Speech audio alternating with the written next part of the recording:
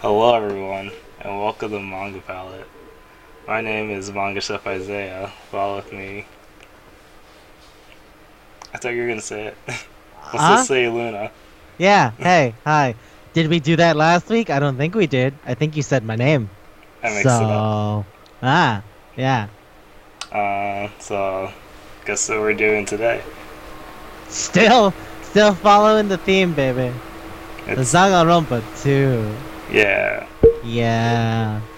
Yeah. So, Danganronpa. Okay. So technically, it's Super Danganronpa 2 Sayonara. What is it? Zetsubo Despair Gakuen? Island.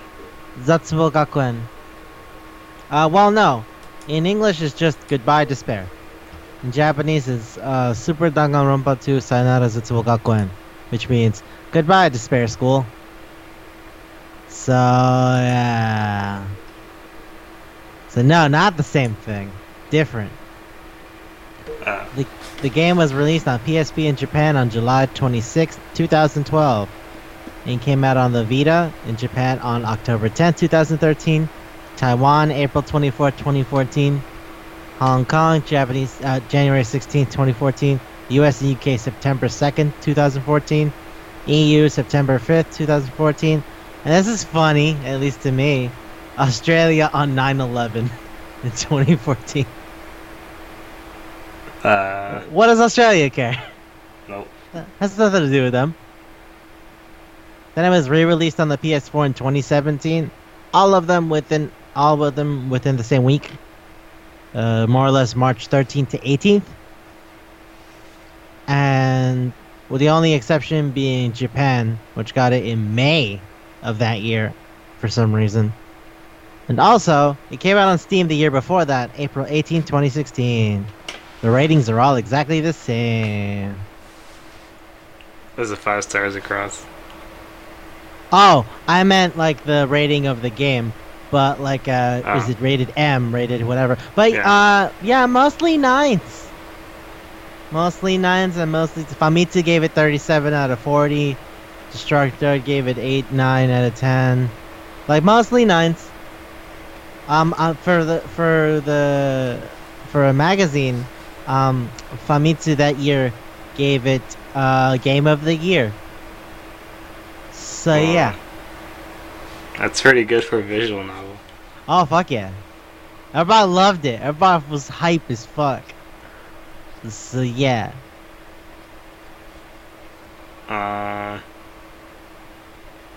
Okay, so how should we go into this? To say like what we like about certain Okay, parts? look. There's 16 people. Yeah. So similar setup, completely different setting. Weird, I know that. Yeah. But yeah. So like instead of being trapped in a school, everyone's trapped on a tropical island? Which But it isn't doesn't- so bad. Yeah, but the way they get to it is weird. So they do the same exact school thing of, oh, I passed out, oh, I woke up, oh, fuck. But then the walls of the school come down. Or the walls of the room that the protagonist, Hajime Hinata, is in, come down. And it's like, oh, fuck, I'm on a tropical island. And then, like, a rabbit shows up and goes, hey. Well, you go to the beach first. And you run into this weird asshole. Well, But we don't yeah, know that yet. he is a weird asshole from minute one. What are you talking about? No, he says like, "Hey, how are you?" No, he goes on like fucking a 3-minute speech about how that everybody at the school's the best. And they're fucking radical. Maybe he's just optimistic. Yeah, I think it's weird. To like, hey, I haven't met you, but clearly you are supreme human. Okay, let's not start like that. And it's like, yeah, we're starting like that. He only got more weird as the game progressed, honestly. Hmm. But he was already kind of weird. I don't want to go over the whole chapter because that might take a minute. No, this is the prologue. The This is pro- what sets up the Okay. thing. Okay. So then, yeah, everybody ends up meeting at the beach, and there's a rabbit, and the rabbit goes, "Hey, check this out. See these pendants? These pendants you'll be gifted every time you get closer to somebody as a friend. And essentially, I want you to collect all the look, there's Monokuma. Fuck it, forget it. Now everybody has to kill each other to leave. Again? Yes, again. Why'd you play the Why game if there wasn't killing? would you play the game if you didn't have to kill people? But yeah, I mean, murder. Go do the murder thing. Oh, murder. Ooh. Nothing changed, I guess. The people changed. The people changed a lot, but nothing else changed. More or less. Instead of it being trapped in a school, you're trapped in an island. Which I guess you're right, is nicer. Yeah. Okay. Do you want to go through everybody? Oh, I'll just go to the characters. Ready for this? Yeah. Okay. So, Monokuma's exactly the same. Nobuo Oyama, Doraemon, eat a dick. Megumi Ogata came back, except this time she's not Naegi. She's Komaeda, the other lucky student. And I think that's intentionally because Komaeda is supposed to be like a weird version of Naegi. So, great. The protagonist this time is Hajime Hinata, and this time he doesn't know what his special thing is. And he's voiced by Minami Takayama, who was Conan from Detective Conan. Fuck you. Also Kitaro from Get Kitaro. And this is for me, but Moomin. I love Moomin so much. I grew up on Moomin. Fuck yeah, Moomin. Anyway, Byakuya Togami's back. So Akira Ishida,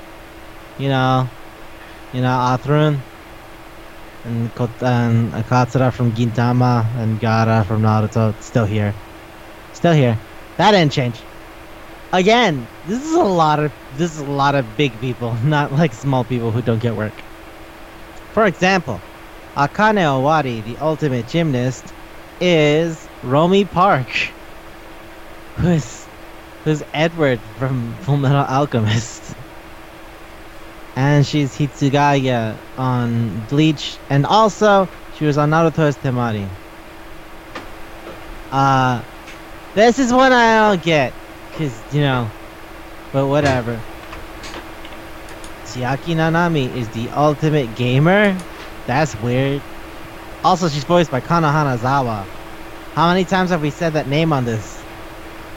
Like every other episode. Like at least 30 some odd times now, right? Hmm. So why do I have to keep telling you people? Why? What else do I have to tell you? It's too many things. It's too many things. Fuyuhiko Kuzuryu, the ultimate Yakuza, is voiced by Daisuke Kishio, who is again another person we brought up a bunch of times. Mostly because of Meganebu and JoJo, but yeah, he was on those things. He was also on Samurai Flamenco and mostly sings.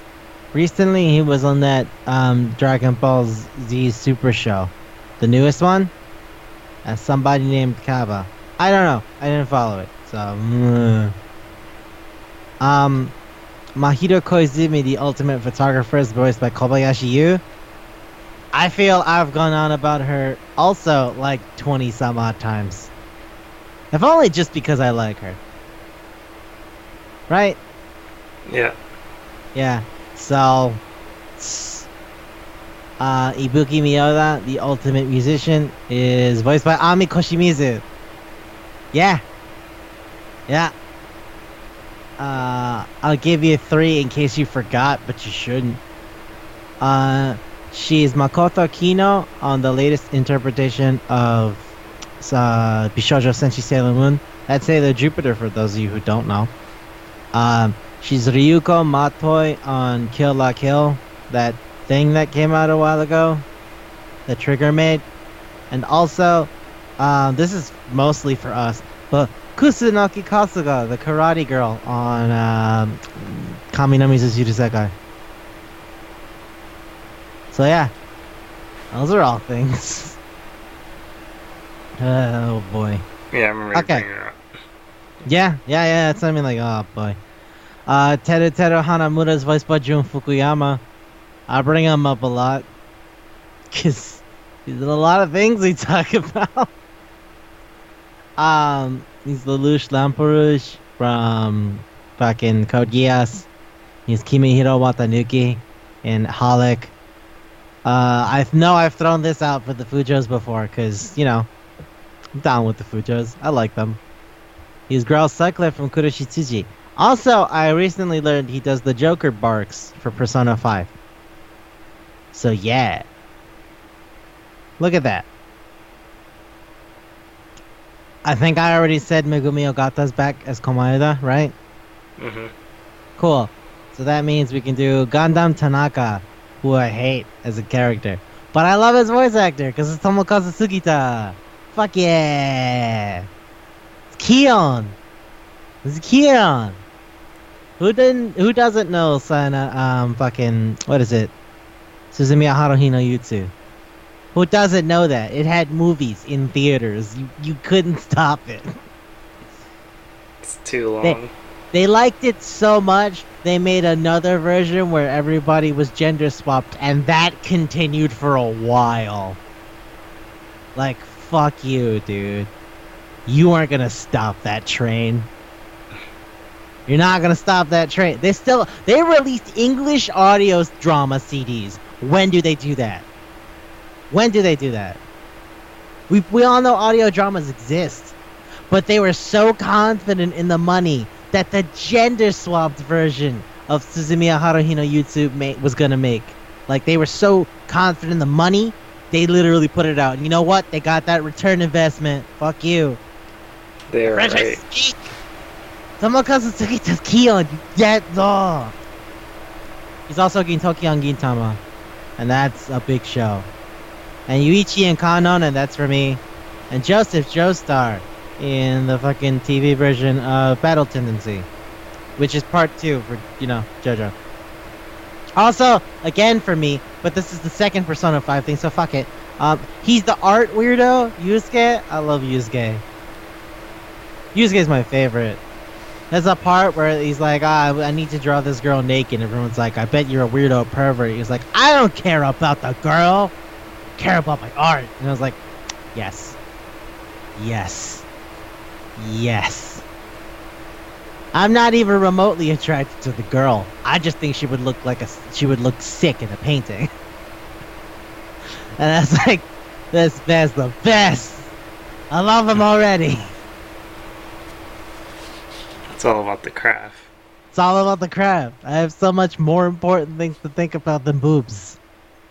Yeah, I know I'm 17. I don't care. I'm gonna live eternal in my art. That's more important to me right now. That's just like this guy. This guy is great. Kazuichi Soda is voiced by Yoshimasa Hosoya, who is on Attack on Titan. And he was on Kuroko no Basuke as Junpei.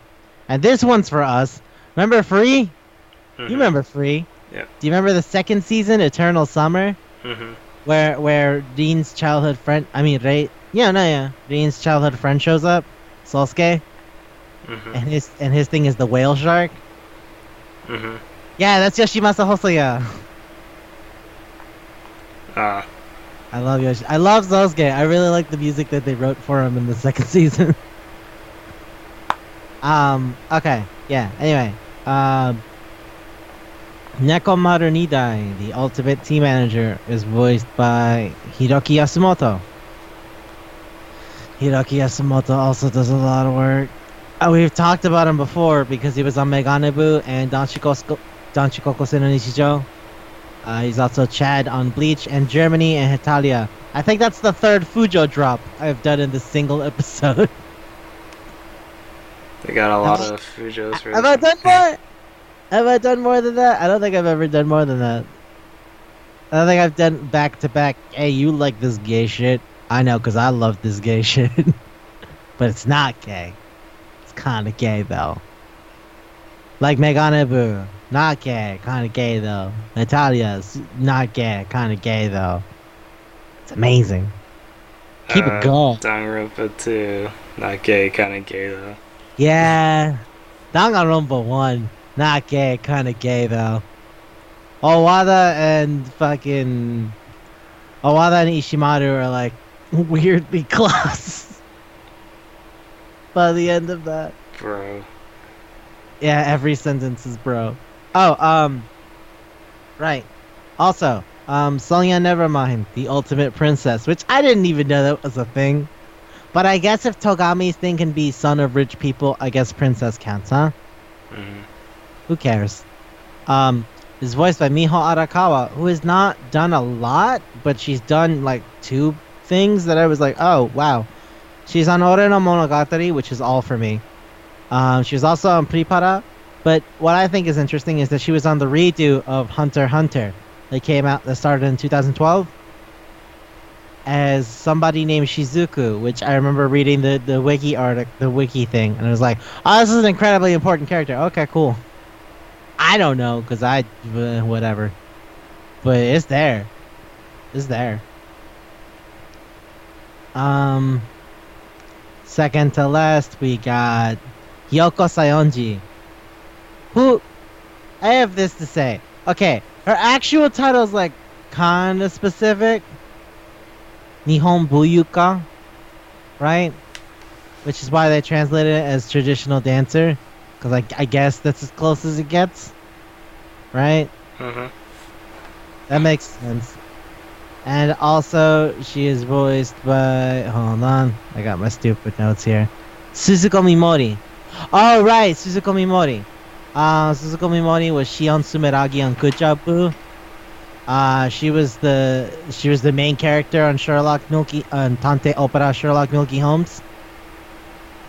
And also, she was Yuro Yuri, and of the like 50 people that did voices on Pop Team Epic, she did episode 10 as Pipimi, where she worked with Sora Tokui, Hute Popuko. And Sora Tokui is Nico Yazawa. Nico. So yeah.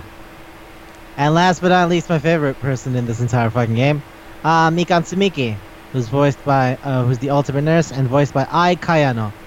Ai Kayano does a lot of stuff. The ones I think would stand out, if only because we've mentioned them a bunch, is, do you remember how we talked about Tora Kiss and how the writer wrote a bunch of other shit like Sakura Sono Petna Kanojo? Mm-hmm. Right, so she did the lead girl in Sakura Sono Petna Kanojo. She was in Shobai Rock, Tsukino. I talk about Shobai Rock a little bit much, just like Bakumatsu Rock. Also, last episode, our guest, Master Specialist Rashad Jones, mentioned Konosuba. And we mentioned it before as the thing that I'm like, But she's Darkness, the weird masochist girl in Konosuba. Tangentially related. If you're to school mode. Okie dokie. So yeah, that's... Oh, right! I forgot. Peko Yama is voiced by Kotaro Mitsubishi, who is Misato on Eva. Fuck you. And also, the original Usagi Tsukino, like from 1992 version of Bishoujo Senshi Sailor Moon. Wow. Yeah, fuck. She's here. Is she old? She's a significantly older lady. Not as much as the lady who's voiced Usami, who's Takako Sasuga. She's been working since the late 60s. She worked on Tensai Bakabon, I think. and Sazae-san. So yeah. Okay.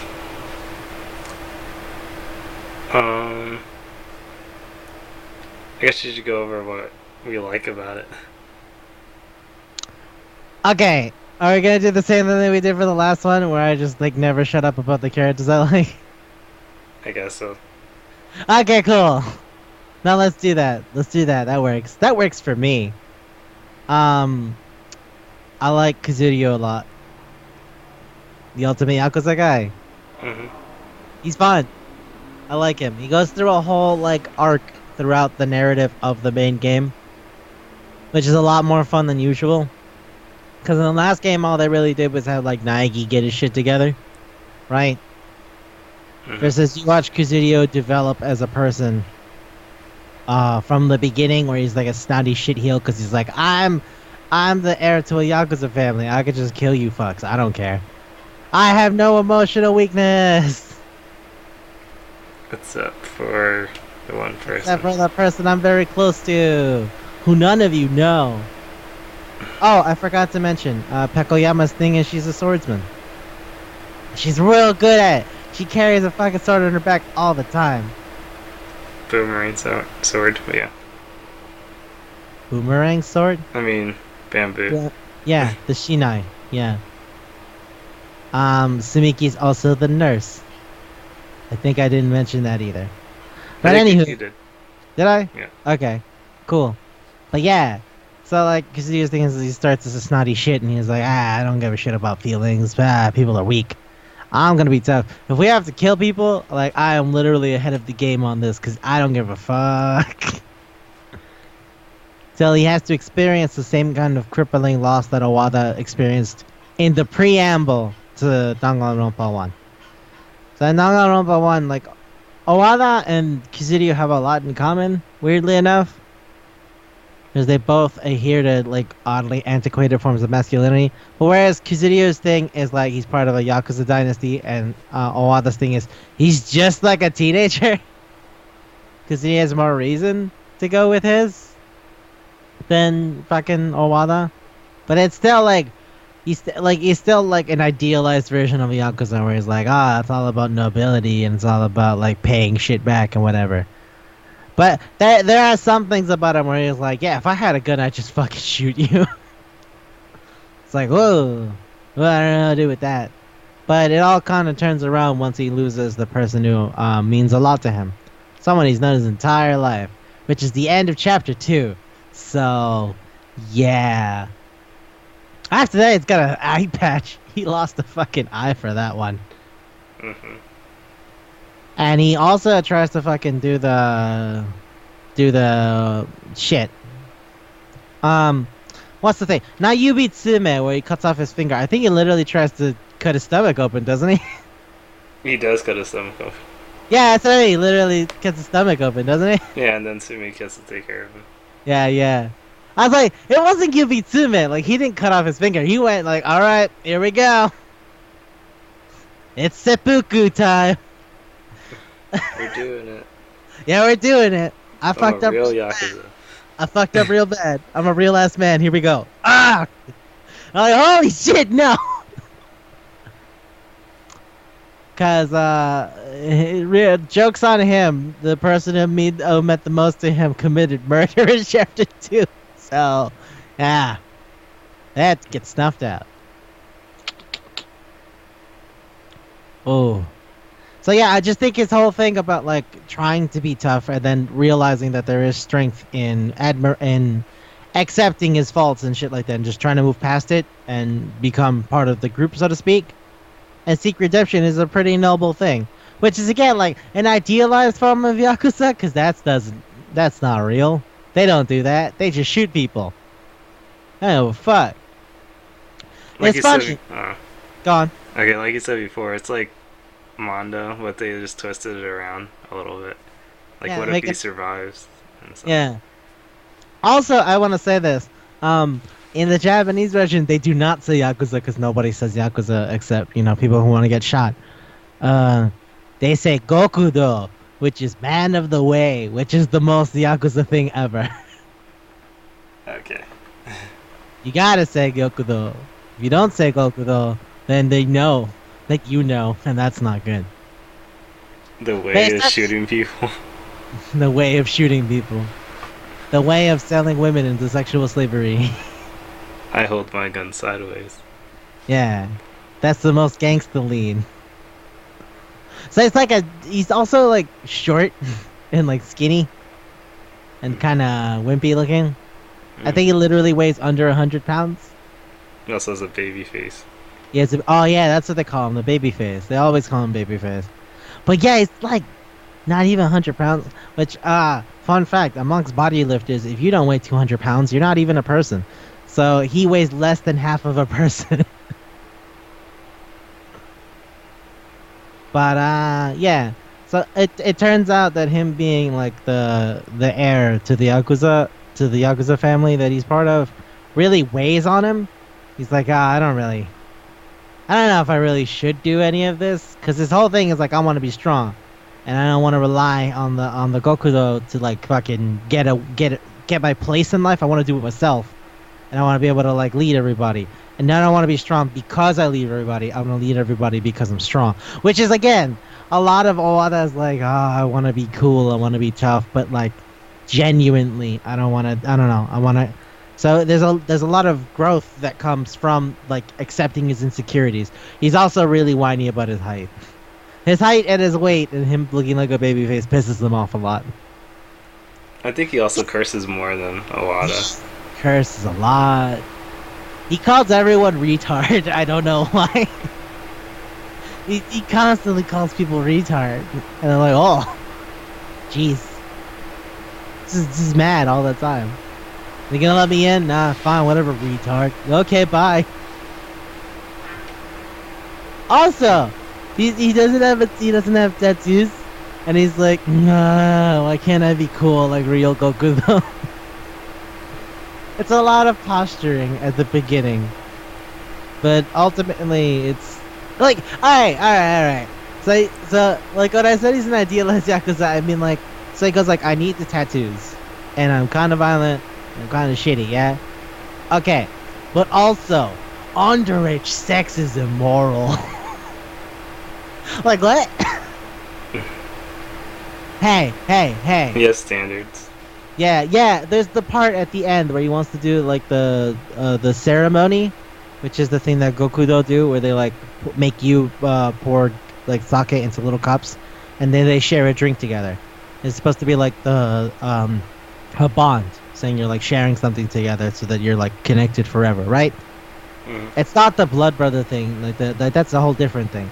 But yes, it's a thing that they do when they're like getting inducted into a family, and he makes you do that.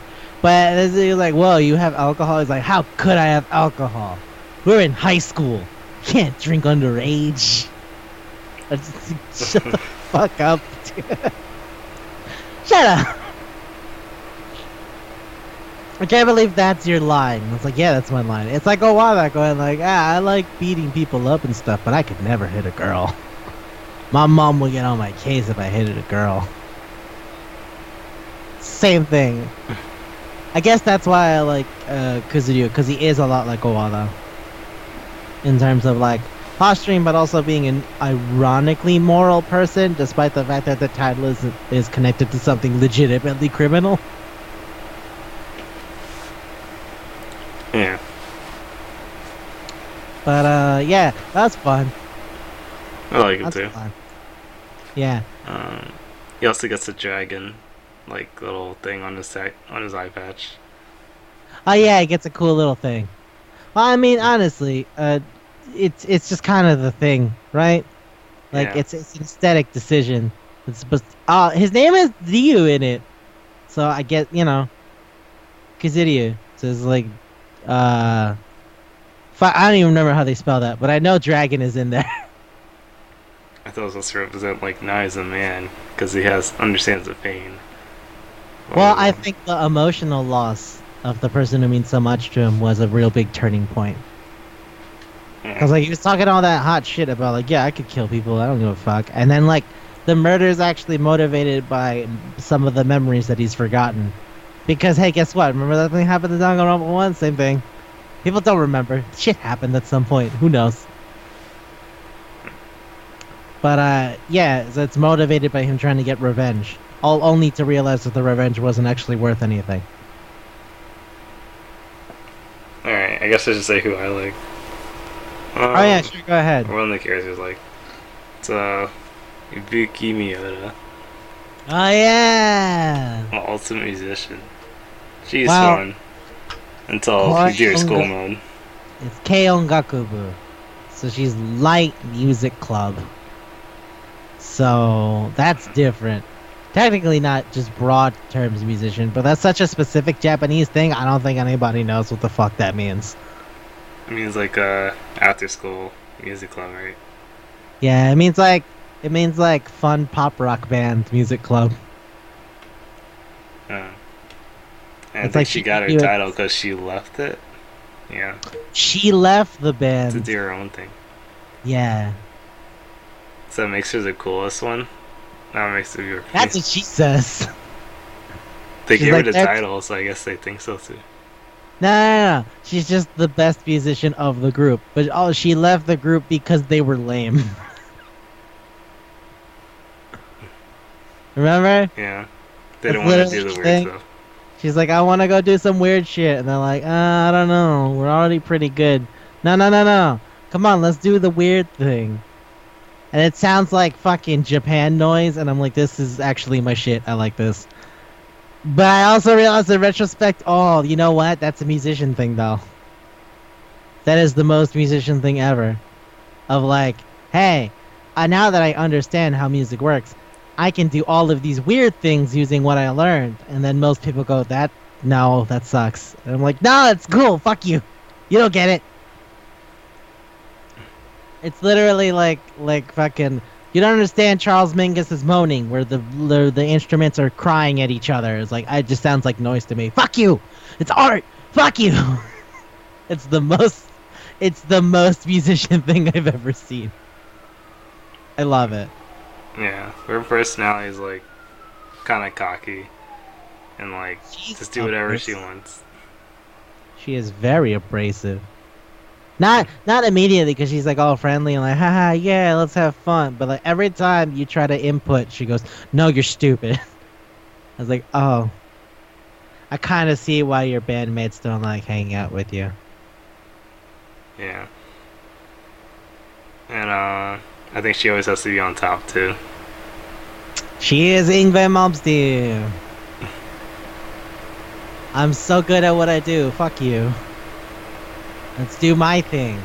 I don't know. Alright, fuck you then. Bye. Okay.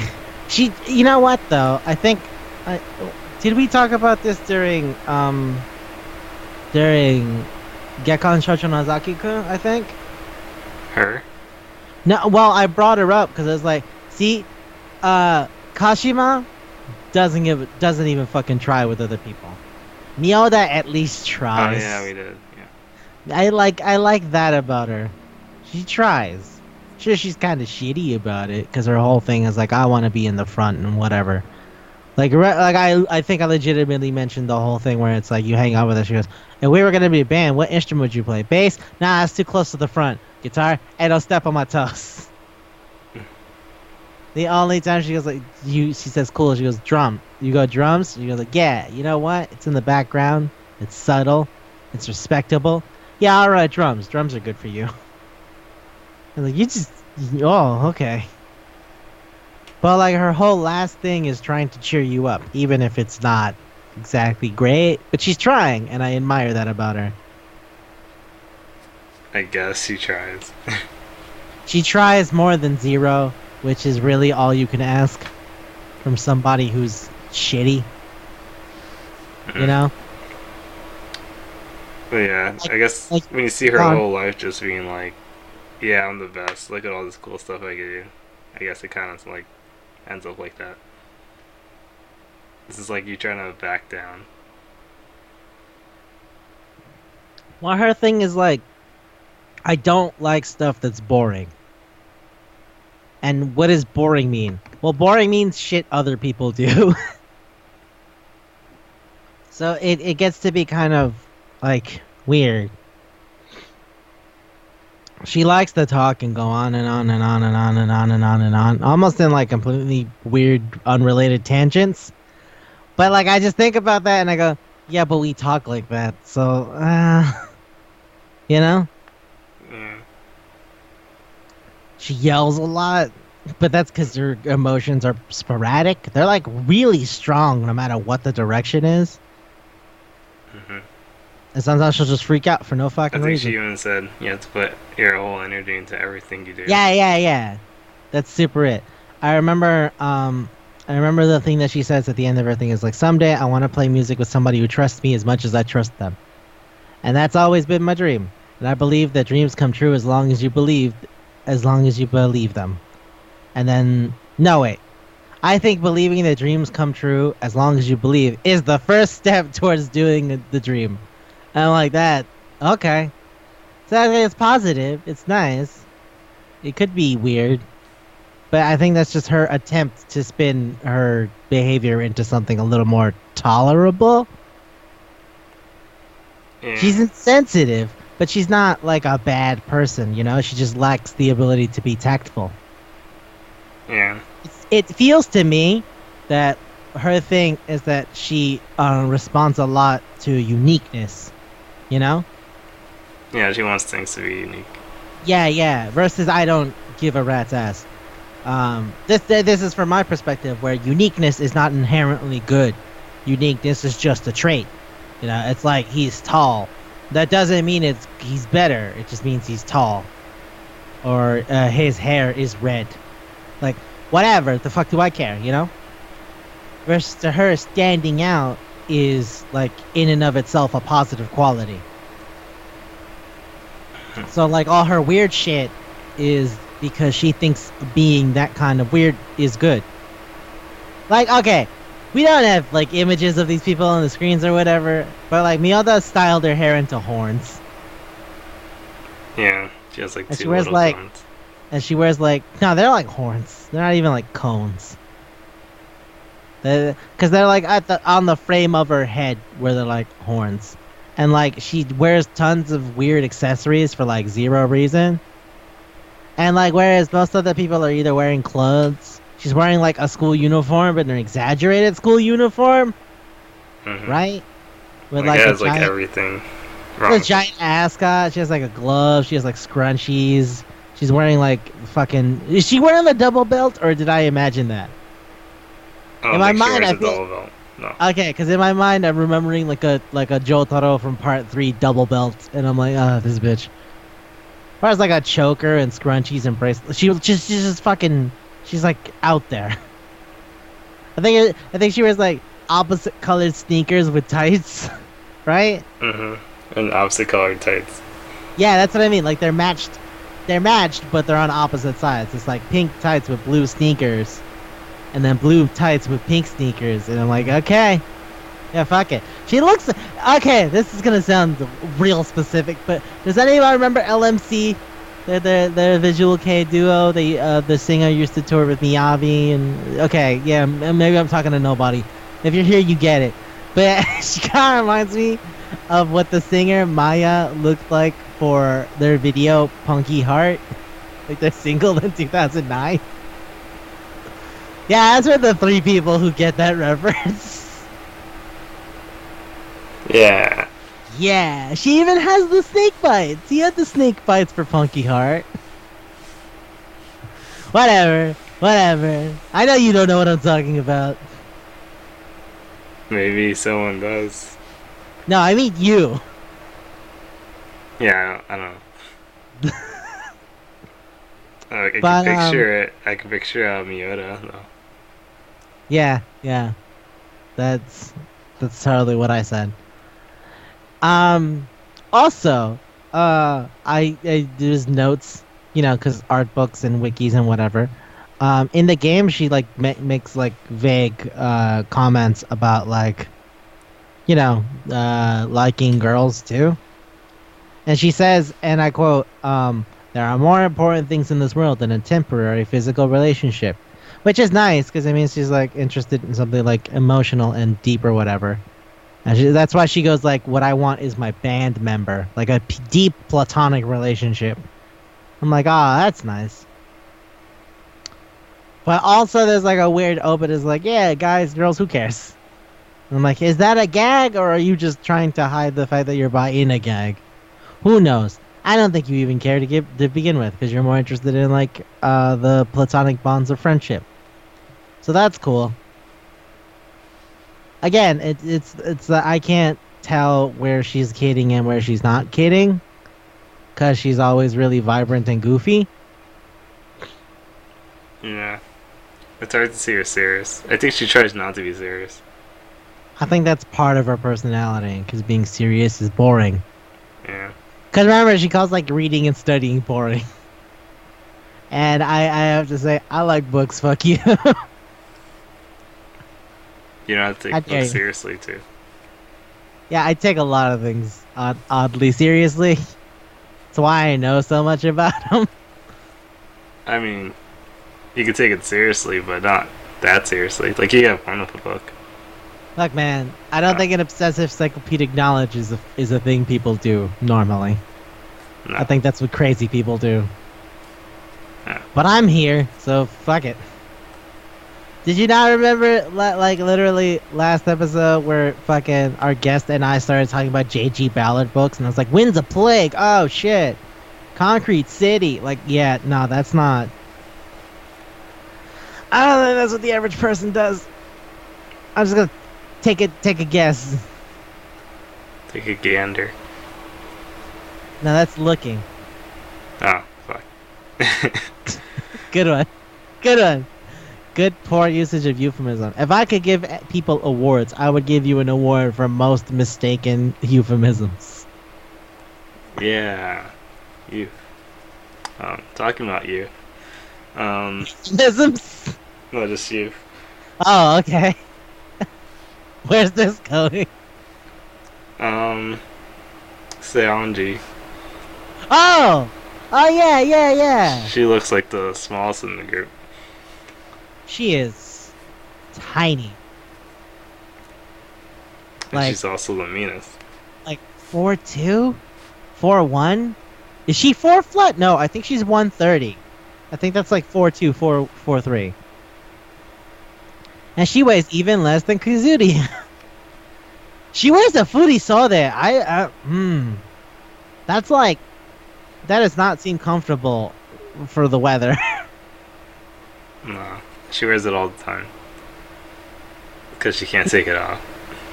Well, she doesn't know how to get dressed. Yeah. So she's like 16, like everybody, yeah? But functionally 8. Functionally half that age. Yeah. And until she starts cursing at you. Does she curse?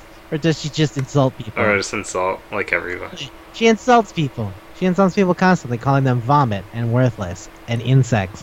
But she never says, go fuck yourself. Like Kazuri calls people retard.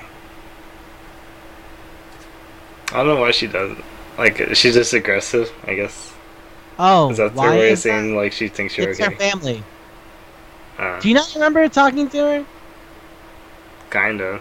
She comes from, like, strict dancers.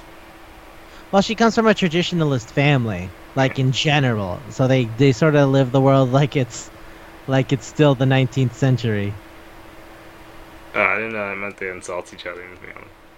No, it just means that they're really rigid and strict, and they taught her to go, like, everything should be delicate, refined, and high quality. So she's, like, angsty and weird. But they taught the princess that, too. But she doesn't go around insulting people. Oh, Sonya's a crazy person. Sonya's a crazy person. Sonya does that. This is a normal princess. Okay. Sonya does that thing that I told you that girls do, where they're really into true crime shit for no reason. Yeah. Like, did you hear about this serial killer? It's like, oh great, another one. Like, that's Sonya.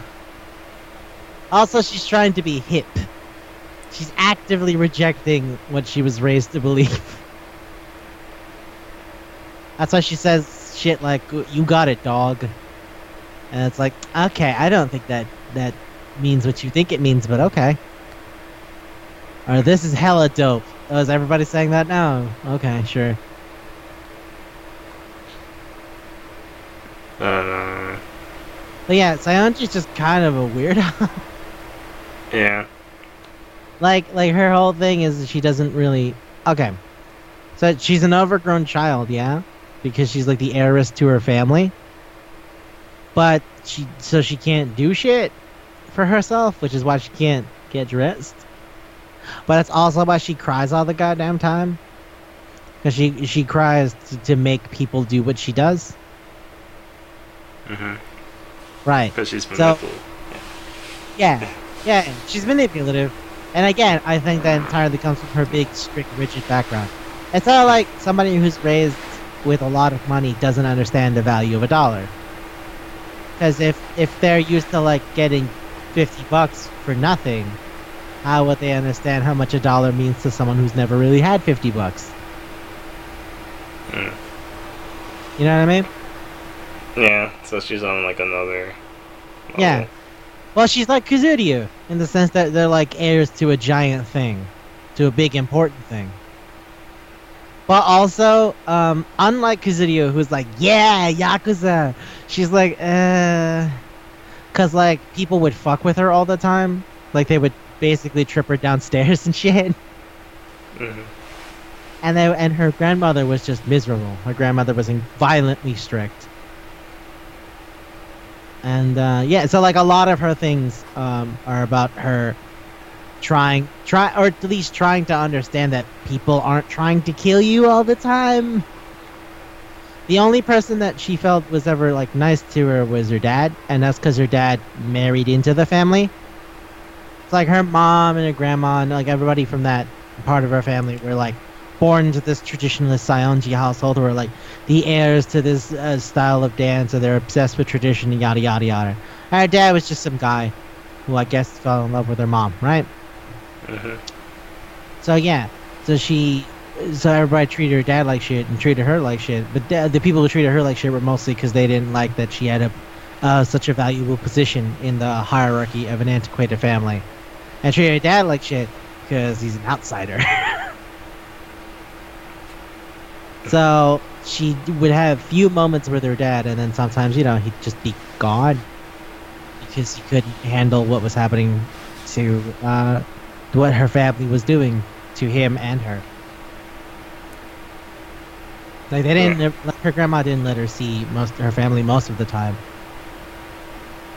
But and oddly enough, Sayonji like goes like, yeah, my grandma was shitty, but I am glad that she like raised me. Period.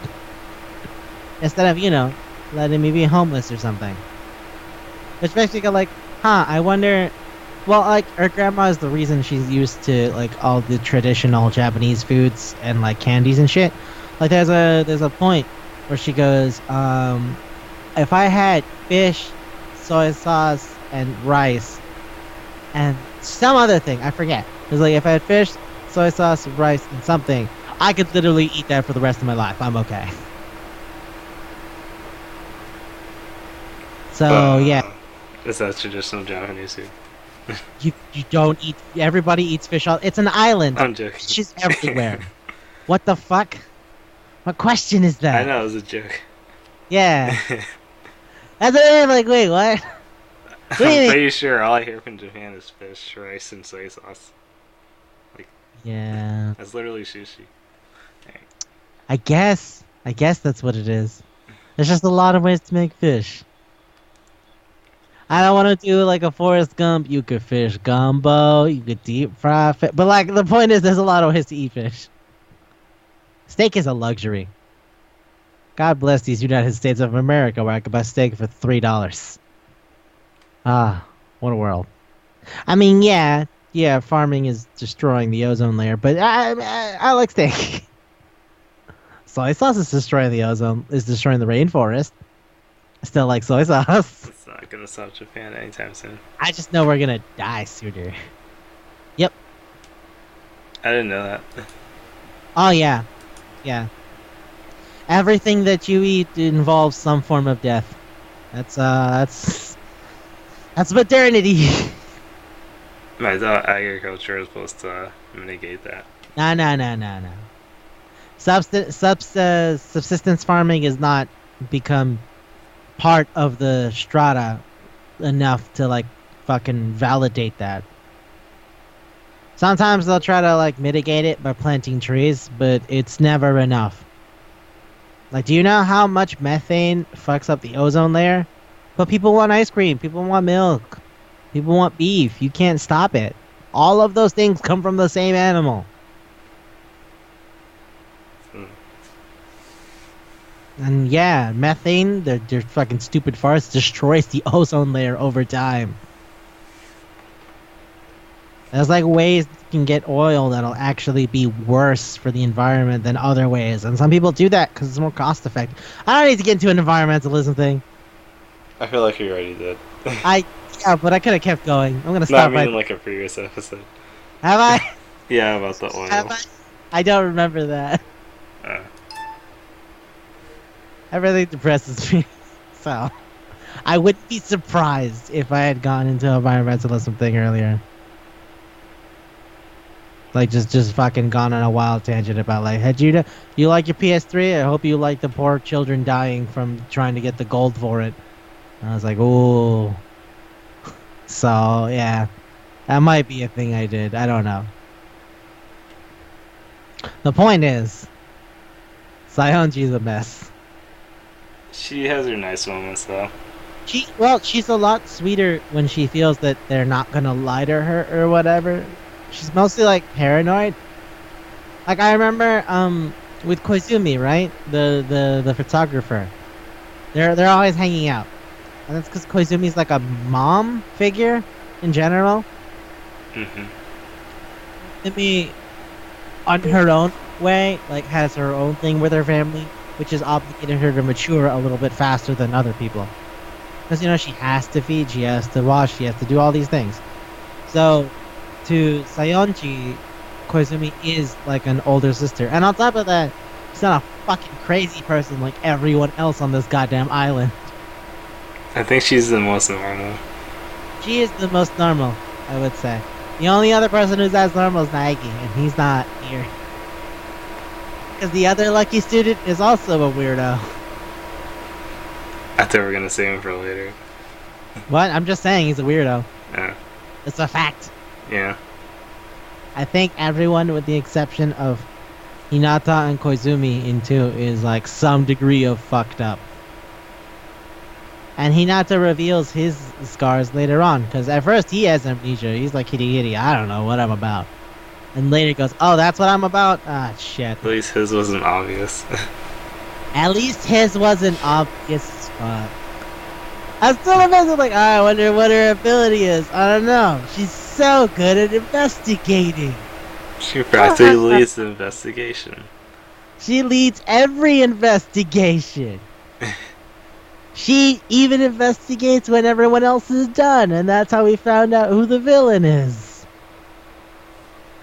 I wonder what your skill is, Kiri-san.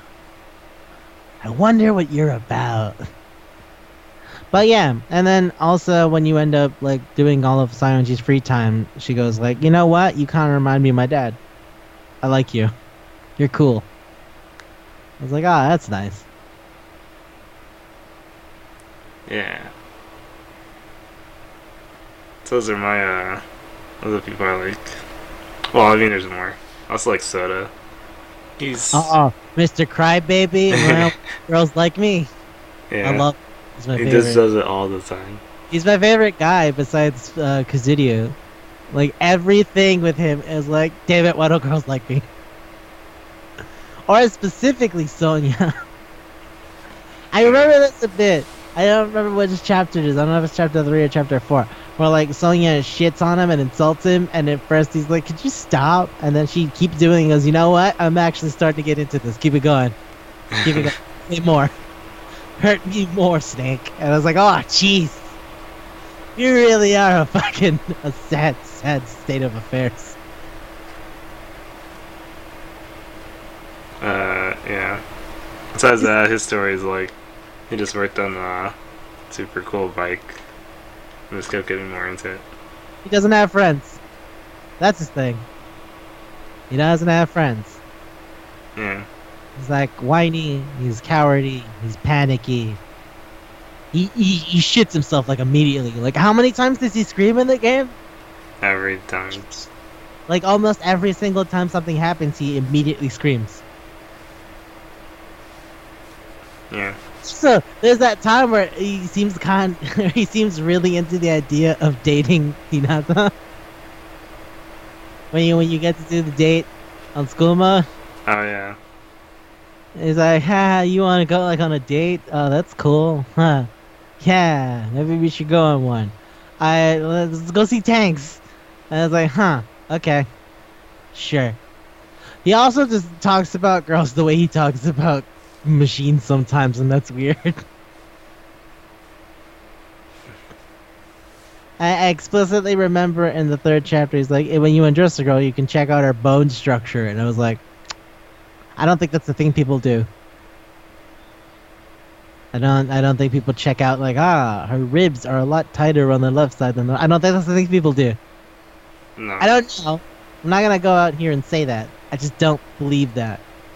I don't believe that that is a thing concurrently. But vor is a thing, so who knows? But yeah, he always says he wears like a jumpsuit thing where he has a shit ton of pockets. He looks like he looks like a punk. He looks to me like a movie Bozozoku. Not like a real one. Like they look in the movies. Okay, so his hair is pink, and at first it's like, oh, I guess maybe it's just, weird anime thing, so whatever, his hair is pink. But now, he explicitly goes, I dyed my hair pink because I thought it made me look different and stand out, and now I realize it's stupid. And I'm like, no, don't, it looks great. Yeah. He reminds me of Hide from X Japan, and people loved him before he died. So, people love him now. So that works. You can spike it like a little bit, saying rocket dive. People will be into it. I like cars. I like cars.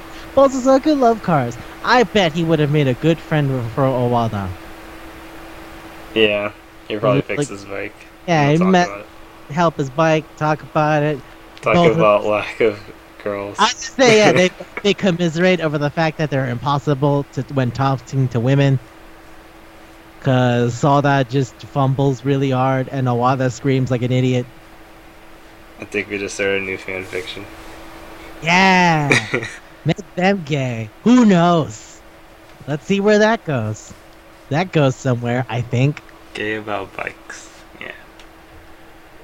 Salda talks about like fucking being obsessed with those tanks.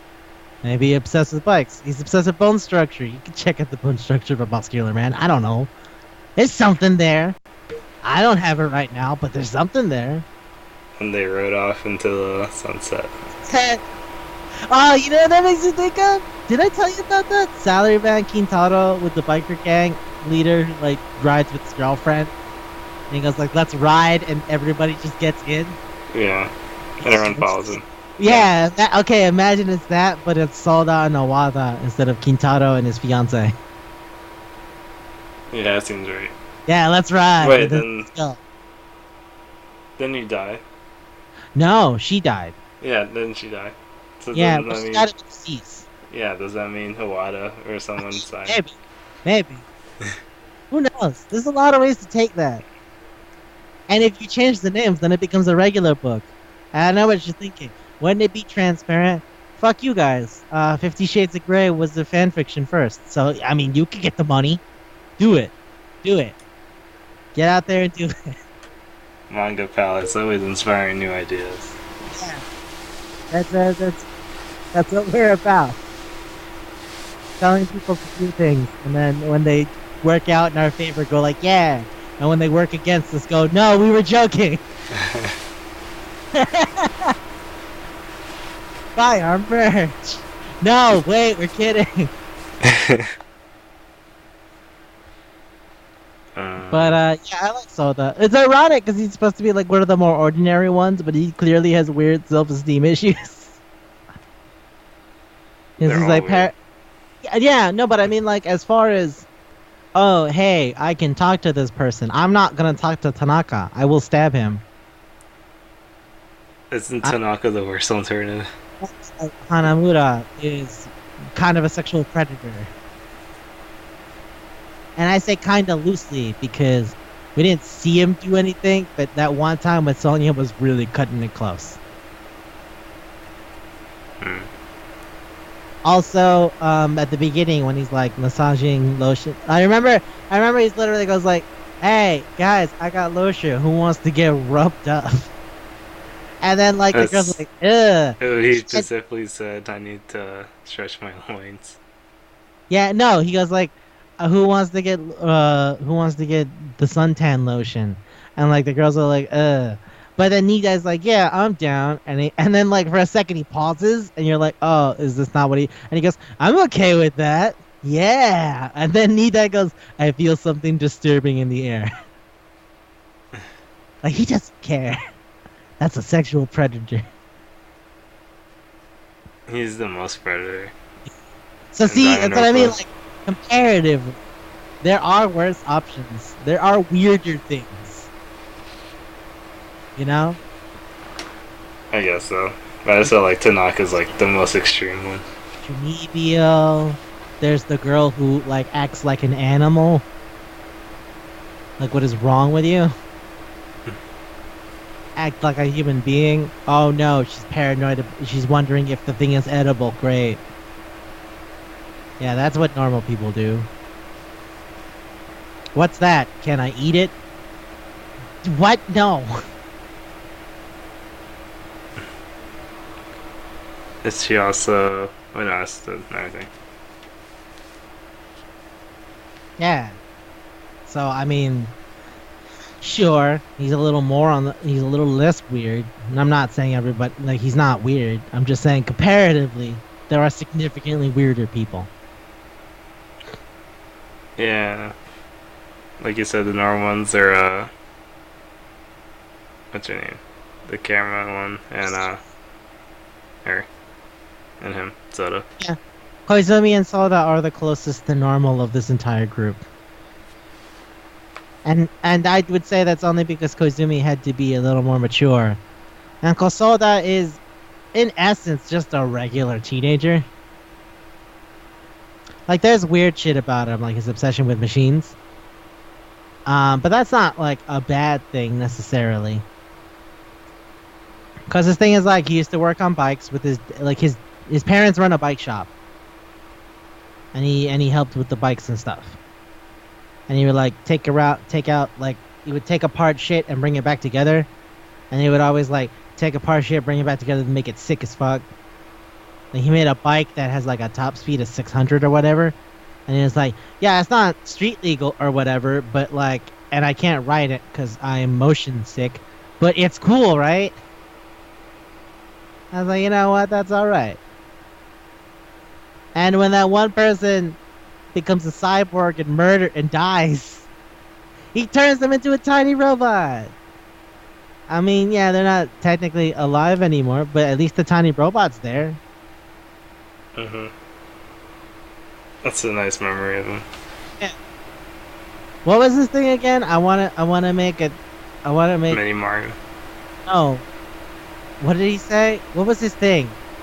It's like everybody has a thing. Like Sumiki wants to get married, and I think his thing was like, I want to make a rocket ship. Yeah, I think that was it. He's like, I want to make the sickest machine that's ever existed. And what is sicker than a rocket? And I was like, you know what? That's fair. Yeah, that's fair. I get that. It is the top of the vehicle food chain, I guess. It goes the most out. It goes the most out. Shit dies if you're on top of it. Like, you could survive sitting on top of a car. It's risky, but you could survive that. Can't survive sitting on top of a rocket ship. You will explode. So, yeah, I guess that works. Alright. Is there anyone else you want to talk about? Because I feel if we go over like each character, it'll take Oh forever. yeah. But Okay. I want to go over two in particular. One a little more broadly. The other one, let's get down to brass tacks on that. Um, Nanami, what the fuck? Just, just what? What? gamer girl. Yeah. She passes out all the time. She has Galaga on her head, and I'm like, I love Galaga. Galaga's a great game. Didn't I tell you how like I was like when I was a kid at the laundromat there was Galaga and Marvel 2 and Super Turbo. Mm-hmm. And this is the shit. So like when I saw that hairpin, I was like, "Yep, I know that ship. I know that ship real hard, Galaga." Oh man, I guess that makes sense. But then also at the end of the game where they're like, "Oh, and this," and I go, "Whoa, hold on. I don't understand why we decided to go with this girl." I'm like, "Yeah, we're going with this girl." No. But like, okay, assuming that it's reading through everybody's memories, why this girl? Doesn't that seem like cruel, actually? Like legitimately cruel to fuck with people like that? I was like, nah.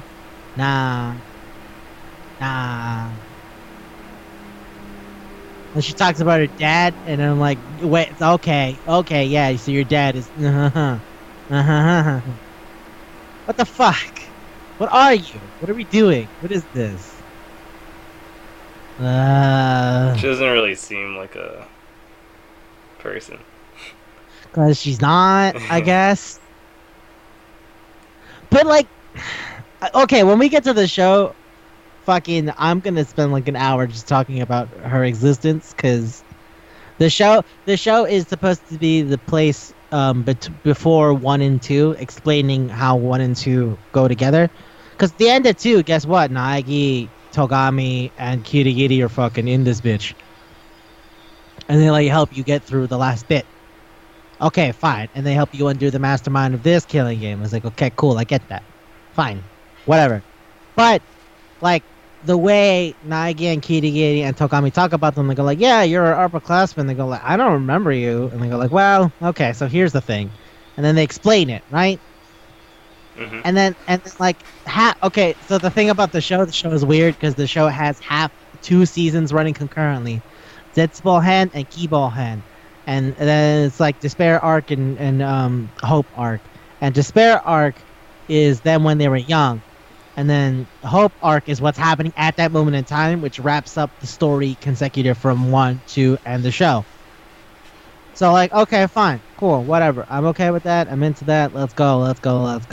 My thing is, in Zetsubohen, you find out more about the time where they spent at school together, or at least specifically for class 77B, right?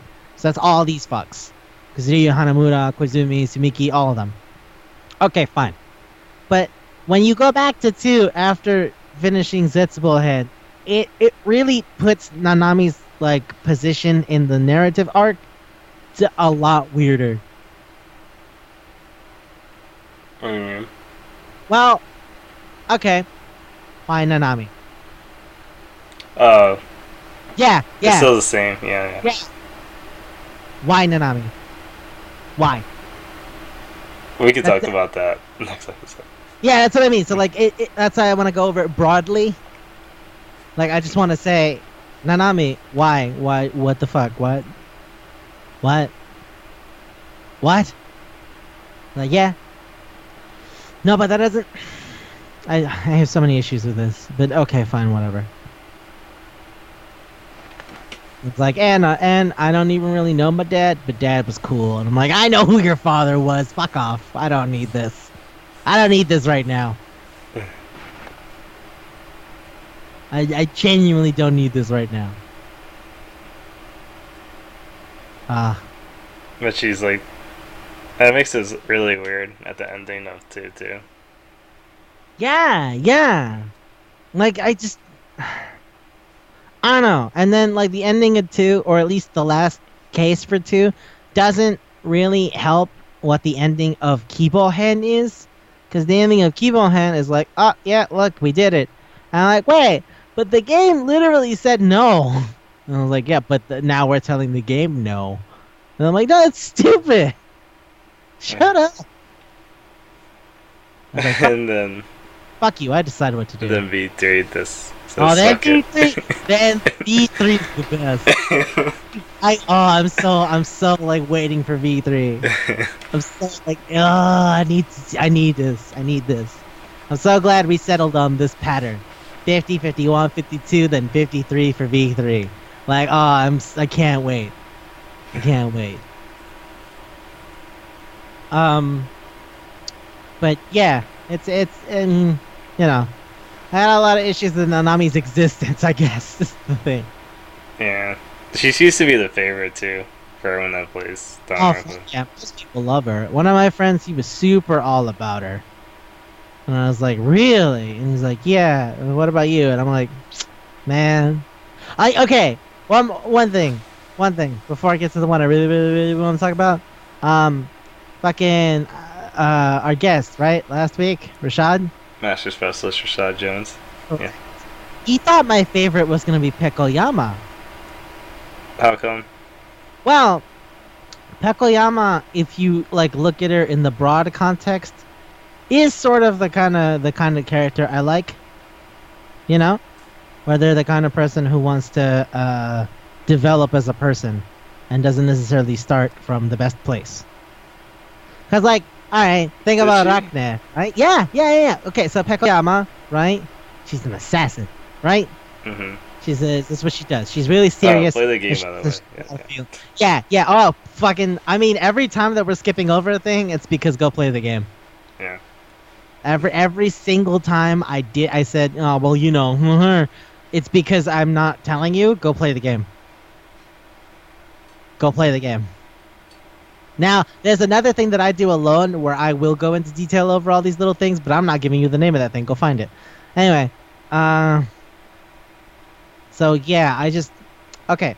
So Pekoyama's thing is he's an assassin, and she's like emotional, and she's like kind of cold emotionally. But it's not that she is emotionless; it's that she doesn't express her feelings. Mm-hmm. Right? Because that's not how she was raised to be. So you spending time with her is helping her act and express those feelings that she wants to. Get it? Yeah, you're helping her become more like a person. Who went up? Okay. But yeah, help her herself out as a person. But I'm not sure why that'll be your favorite. I thought you like somebody that has like the whole package. Let's go back to Rakne. That's exactly her thing. Yeah. Let's go back to. I mean, if you look at it broadly, that is what it is. But it's the detail where things get lost for me. Like, I like that Pekoyama slowly warms up. I like that Pekoyama is a lot more friendly. I like that Pekoyama's whole like she loves dogs. That she's got shit going on with her. I would say one big flaw. Oh, she already likes a guy. So I don't know about you, but I'll get hung up on people who I can't date or whatever. Yeah.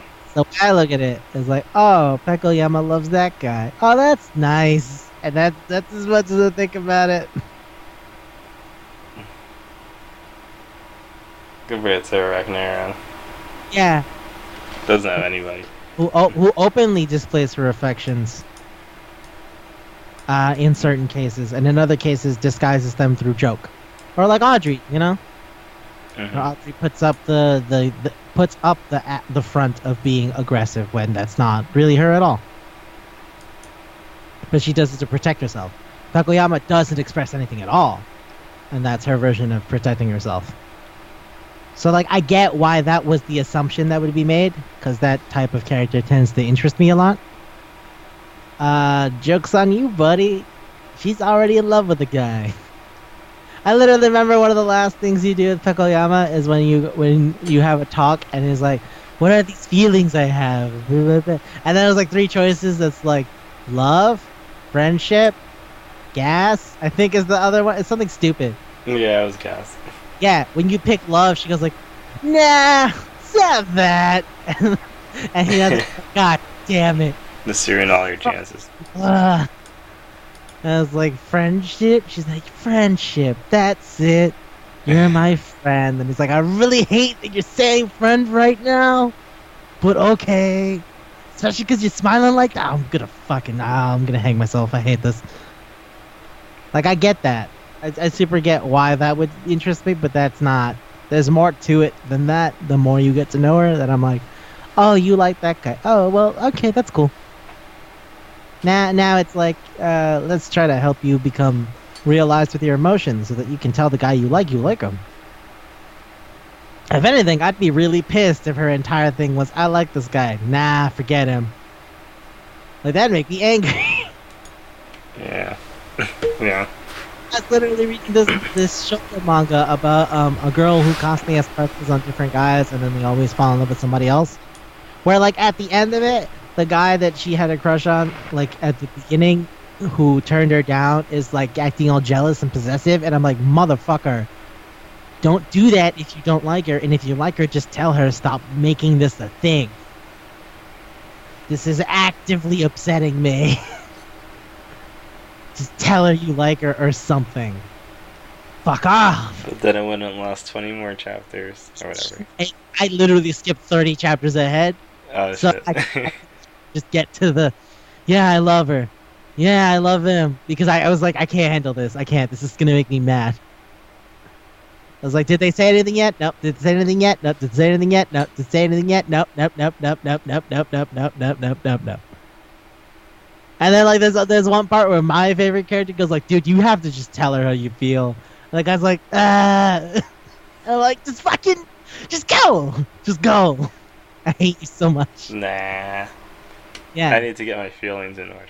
It'd be one thing if it was like he doesn't know how he feels about her, but he knows he likes her. So wait, why doesn't he do it? Because he's a fucking idiot. Is he like prideful? I don't get it. What's making it stall? Okay, he likes this girl.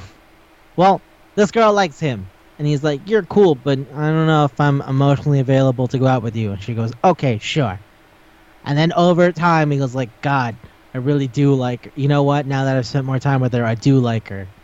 Okay, yeah, and she still has feelings for me, so that's cool. She's hanging out with that other guy. Fuck off, other guy. And it's like, what are you doing? You turned her down. What are you doing? You turned her down. And then the other guy says, I like you, girl. And the girl goes, no, I still like the first guy. And he goes, okay, fine. And he's like, yeah, she turned him down. I'm like, so you gonna do anything about it? No. Wait. I was so mad. I was so mad. It's like the perfect situation you wanted. It's the most annoying thing ever. Does he just like ignore her? No, he gets jealous and protective and shit. Where there'll be parts where she's like flirting with some guy, and he'll come over and go like, "Hey, what's happening? What's up?" And she'll be like, "Oh wow, he's here. It's okay. He doesn't like me though. He already turned me down." And I'm like, "Fucking, I hate you. I hate you so much, dude. I hate you so much." It was the worst. It was fun for the first 50 chapters, and then it gets to that part, and I'm like, no, I can't handle this. I can't handle reading 30 more chapters of this. I read 5, and I was like, I'm just skipping. And I skipped to the end, and it was like, okay, they're dating, and blah, we're done. Like, good. It's over. I can't handle this. So yeah, I would have been mad if Takoyama's whole thing is, yeah, I've been in love with this guy for like 10 years, and I know he likes me back. But you know what? Forget him. I'm all about you now. Like, I'd be mad. Be like, no, just let that finish. Just let that be its own thing. I'll just hang out here. Because you know what? There's literally 8 other girls I could go talk to. So whatever. I'm happy for you as a person. I'm glad we're friends. I'm glad I helped you become a better person. But you like this other guy, so whatever.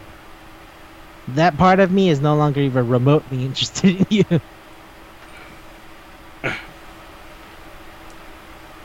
Now, on the total opposite side of that spectrum is my favorite character. Tsumiki. Yes! Mikan Tsumiki, who is Chokokokyu no Hokenin, which is health committee thing.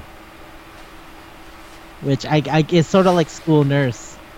Well, okay. I feel like we've talked about this before, about telling people they get the bathroom and shit like that. Yeah. Different people get different school jobs. Yeah. They get the pool. Yeah. Yeah, they get the pool. Horrible kids get the bathroom.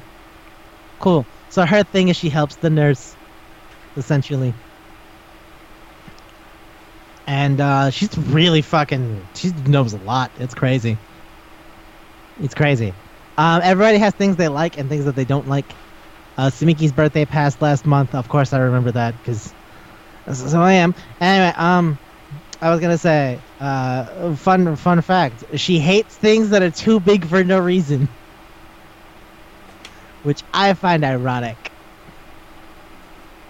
If only because a lot of her shit is like, it seems kind of small for no reason, or lopsided, or uneven. What does Sumiki hate? Things that are way too big. So if you give her one of those novelty giant teddy bears, she'd be like, I hate this thing. Whereas I find those novelty giant teddy bears hilarious. I don't understand what my sense of humor is. I just know I laugh at what I laugh at. Who wants to watch, It's Always Sunny in Philadelphia, where they find out that Grandpa's a Nazi? Me. Who wants to watch Konosuba? Who wants to watch 9/11 meme videos? Me. I don't know. I don't know why I think the Big Bear is funny. I just think it is. I have no idea. Yeah. So, Sumiki's self-esteem is fucking lower than the worms in the dirt. It is down there. She constantly just cries. Like, you could say something even like not even intentionally insulting. Like, you're hanging out with her and you go like, I'm bored. She's like, oh, I'm boring you. Oh god, and just immediately start crying. I think she cried the first 2 chapters. She cries. Like every sentence. You talk to her. I would argue that one of the only times she doesn't cry is when you convince her to talk about a thing she likes. Like, that's it. It's the only time she doesn't cry. You go like when you go hang out with her for the first time and you have nothing to say, and she's like, "Oh God, I bet I'm boring you." Oh, fuck. I'm like, "Hey, Sumiki. Hey. What? What's your favorite kind of bandage?" She goes, "Bandages," and she just goes on for like 30 minutes. And it literally has fucking Hinata going like, I don't even know if I paid attention to all of that. There's a lot. She's saying a lot of shit there. Is that elastic? Fucking non-elastic? Wait, what? I don't. Well, you know what? I'm happy you're happy. You're loving it. She was like, it just started going on. I'm like, no, I'm cool. I love it. Really? Yeah. That's cool. It's all okay. And sometimes she'll like laugh, and then there's her smile gets kind of creepy, and I'm like, whoa. I don't know what that's about, but for some reason, part of me is like, yeah, let's go. Let's see where this goes. Let's see where this horrifyingly dangerous tunnel will go. Yeah, she seems dangerous. She is legitimately dangerous. And I think that also has to do with how fragile mentally she is. Whereas in Danganronpa 1, you had Kirigiri doing the investigation shit. You know, like, yeah, this person died like this. This is what I found out from investigating the body. Sumiki kind of does that for the first 2 chapters. Is like, hey, we got some notes on the dead body. Sumiki, you know a lot of shit about human physiology. Tell me what you got. And she'd give even more detailed stuff. I was like, oh, that's really nice. And sometimes she just gives random fucking medical advice. Like the girl's really, really detailed on wild shit. Like, if your urine reaches this kind of clarity, blah, blah, blah, blah, blah. I was like, okay, thank you. But I think okay. So like I said, her self-esteem is just rock bottom. It is cripplingly low. She cries all the time. She stutters all the time. She's always saying sorry because she assumes shit's her problem. She's worried about being annoying or boring or upsetting people, and constantly asking if people were like, are like happy or like okay or whatever. I remember when you do the introduction, she literally says, "Is it okay if I remember your name?" And I was just like, "Yes, yes, that's okay. You're going to be hanging out now, so that's okay. Are you okay with the fact that I remember your name? Okay, cool." That's how you talk to a weirdo. Yeah, you're literally just trying to go like, all right, things are cool, everything's cool. It's like how Super Mega talks to the homeless black lady, where they're like, "Yep, sorry, nope, all right." Yeah, you gotta stay like non-committal, but also emotionally neutral. Can't be too friendly, can't be too like fucking consternable. Because if you show consternation, then they might take that as a sign of attack. If you make yourself too friendly, then they instantly latch on, and that's dangerous either way. Gotta be careful with crazy people. Who the fuck knows? What did you say? I said you gotta be careful around crazy people. Who knows what the fuck they're gonna do? Yeah. But yeah, gone. But so why do you? Well, I mean, what I like about her is her whole motivations about her personality. So her whole lack of confidence thingy is because she can't assert herself, right? And the reason she can't assert herself is because at first it seems like, oh, maybe she's just like fucking terrified of people or something, and maybe she's like socially awkward and scared of that, or bullied or picked on or something. And she describes in a lot of the way that she talks shit like oh, hey, I'm really good at making the noise that a sea turtle makes when it lays eggs. Like, what? What does that mean? How? What? Yeah, people at my old school used to make me do that all the time. And they would laugh, and they would draw on me, and hit me, and other things. And I was like, okay, that's not good. That's not good at all. And she has like a warped perception of what social interaction is supposed to be, because she basically says like, if you want to hit me, that's cool, and it's like, no, that's not okay. No part of that is okay. Come on, you could like push my nose up and force me to make pig noises, and I'm like, that is not okay. None of this is okay.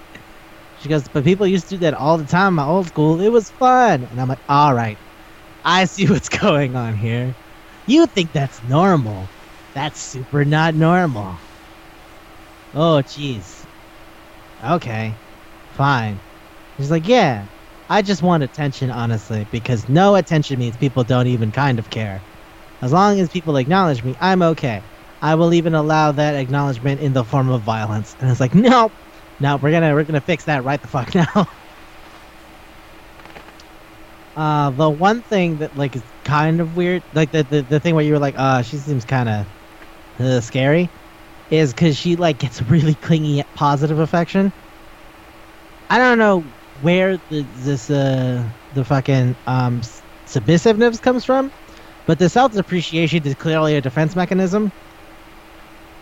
Like the self-depreciation thing, along with just letting people do whatever they want, is just because the alternative is people hating her, I guess, or in to some degree not acknowledging her existence, and that is more terrifying for her than anything else. Like there's a part in the second chapter, which like the second chapter isn't even where she like goes nuts or anything. The second chapter is just like kind of her, where she goes like where I think she says something like, "You're not gonna get away now that I caught you." And it's like, I don't even understand where that came from or who that's for. So what I think it is that, okay, there's another part also where she mentions why she likes taking care of sick people. And she says she wants to help people. She wants to make them feel better. But also there's like a power dynamic thing to it. Because they can't go anywhere and they need her. Yeah. What it is literally they need me. So that's what it is. Is it all boils down to wanting to be needed or acknowledged as a person. And I can totally vibe with that. I get where that's coming from. And I just go like, you know what? There's a way to be better about this and to not make it be like creepy. I literally remember the line is, well, sick people can't do anything, right? It's like, yeah, right. And if things go bad, they die, right? It's like, yes. Where is this going? So they have to listen to me. I'm the one who knows things. They could die. I'm like, oh, okay. This makes you useful, but also you assert dominance because it gives you a power. Oh, okay. Huh. And because you're generally like a weird, self-depreciative, submissive person for acknowledgement's sake, this other way of receiving it still has to take a weird fucking power dynamic thing. Okay. Alright, I get it now. Again, you're like, you can't deal with feelings in a regular way. Because you've never had those feelings in a regular way. Either, I'm gonna guess, this is a guess, solely because it's never really mentioned, or at least not that I remember. Her parents were never around. Yeah, she never mentioned her parents. Never mentions her parents once. She only talks about school. Mm-hmm. So I'm gonna go out on a limb and say her parents were never around. And as such, she was used to being lonely all the time. Because she mentions, like, when she got hurt and stuff, she would have to bandage and fix herself. So I'm gonna guess there was no one there to do that for her. Yeah, right? She said she had to do it herself. Yep. Yeah, she explicitly says, oh yeah, whenever I got hurt, I just bandaged myself, so I would just, I got good at it. Fine. Okay. So let's assume she's never had, like, parental figures, right?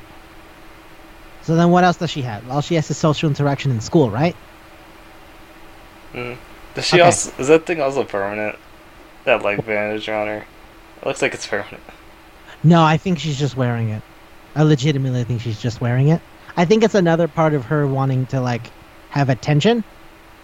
Because when you're finishing up the school mode, right?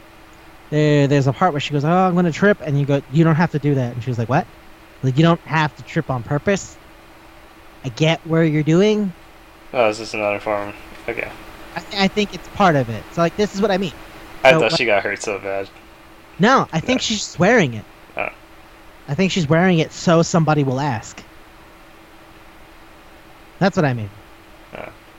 Because in the show, right? Like in Danganronpa 3, I remember she has her arm bandaged up to her, like, wrist, I think. Even though it's, like, all under her clothes, right? It's like you wouldn't even really notice it much, but you notice her leg more, right? Mm-hmm. And in two, one of her legs is bandaged, right? Just one. In the show, both of her legs are bandaged. One not all the way, but one more so than it was in 2. In 2, she has just like a band-aid, like an adhesive. Yeah. Like she tripped.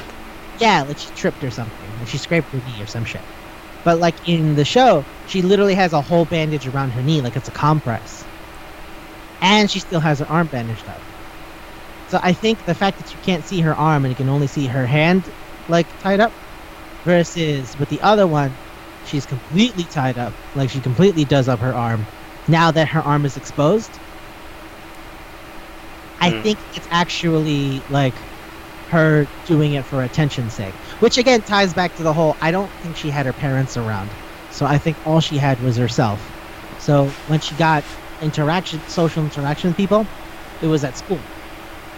So what I imagine is that some people, like, bullied her, yeah?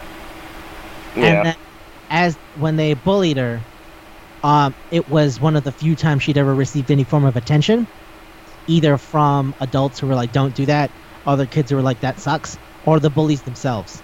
Like, no matter how you look at it, I think that was the only time she ever received any attention whatsoever. Yeah, because there has to be other people around. Right. Yeah, like at school. That's what I mean. Like whenever she talks about it at school. Like, oh yeah, people would draw on me, or they would like make my face look funny, or shit like that. So what I think it is that she began to associate that attention with acknowledgement and recognition, and that became more important to her because before that, she didn't have anyone to acknowledge her to begin with.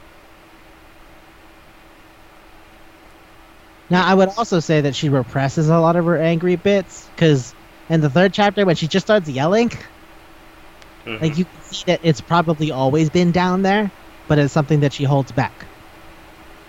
Like, I imagine Sayonji fucking picking on her, or her just kind of rolling along with it, does lead up to some built-up resentment. And then a lot of her conversations, when it comes to, like, her getting kind of creepy, is about attention and control and sympathy. It's like, I need you to feel sorry for me, or at least look at me. And I want to be in control of that. Which is why I think the tripping thing and the bandage thing are purely for show. I think the bandage things are she puts them on because she wants someone to ask if she's okay. And when she trips at the end of school, at the end of her school mode thing, or island mode, I guess in this one, right? They call it island mode. Yeah, island mode.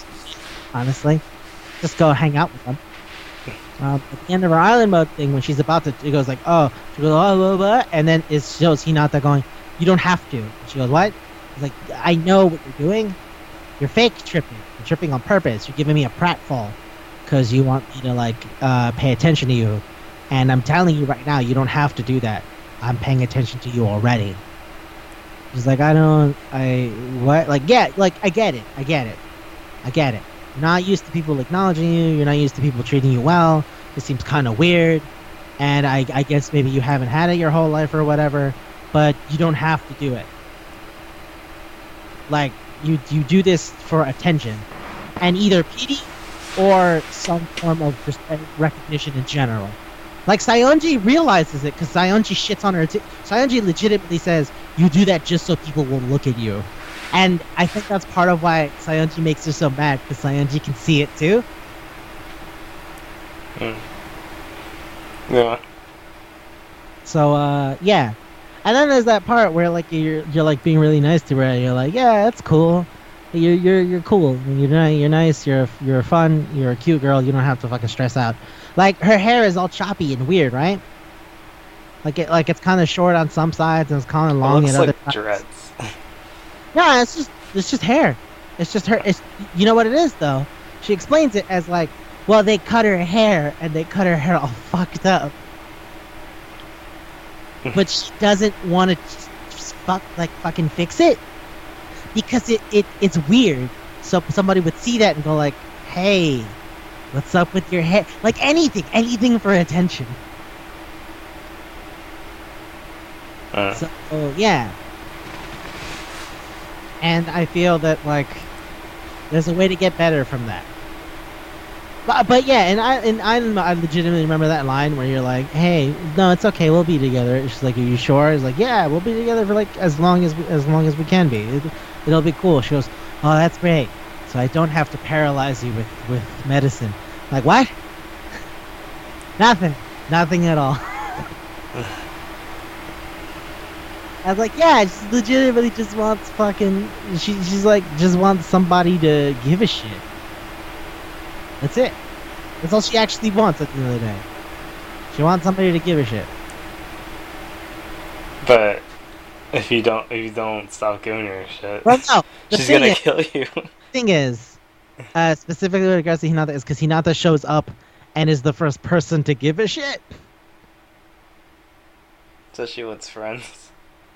I truly believe she just wants, like, attention in general. That's why she's willing to, like, fucking fall over herself and stuff. Because it's like, even if it's not, like, attention in the same way that it's like, hey, bro, what's up? It's like, oh, poor girl. It's like something, you know? And her entire life, at least up until now, is kind of the only way she's gotten attention. By being picked on or being, you know, crapped on and shit like that. So it's just what she knows. It's like, okay, if all you want is your dad to look at you, and the only time your dad looks at you is when you do something bad, then you're just gonna keep doing bad stuff.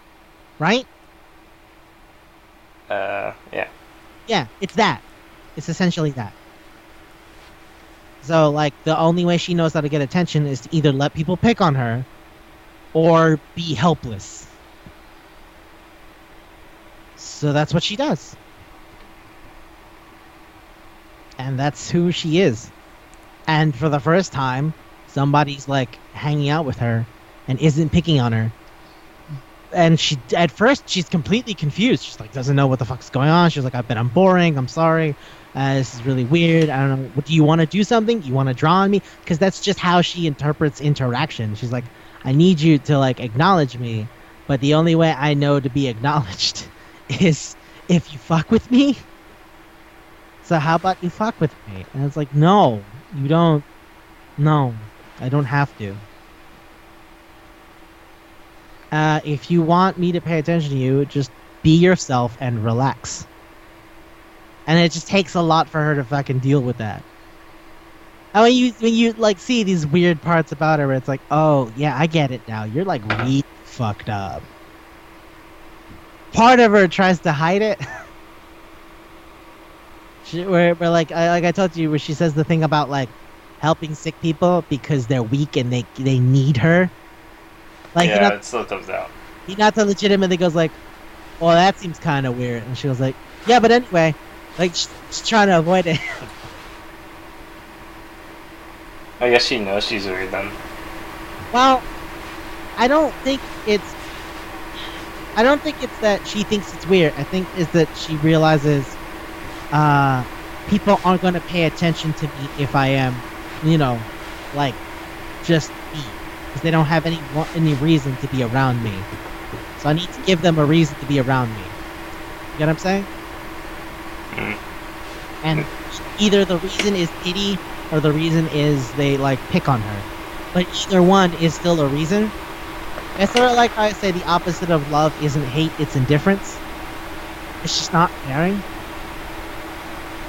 Yeah.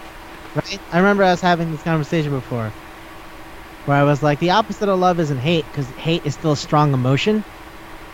The opposite of a strong emotion is not caring at all.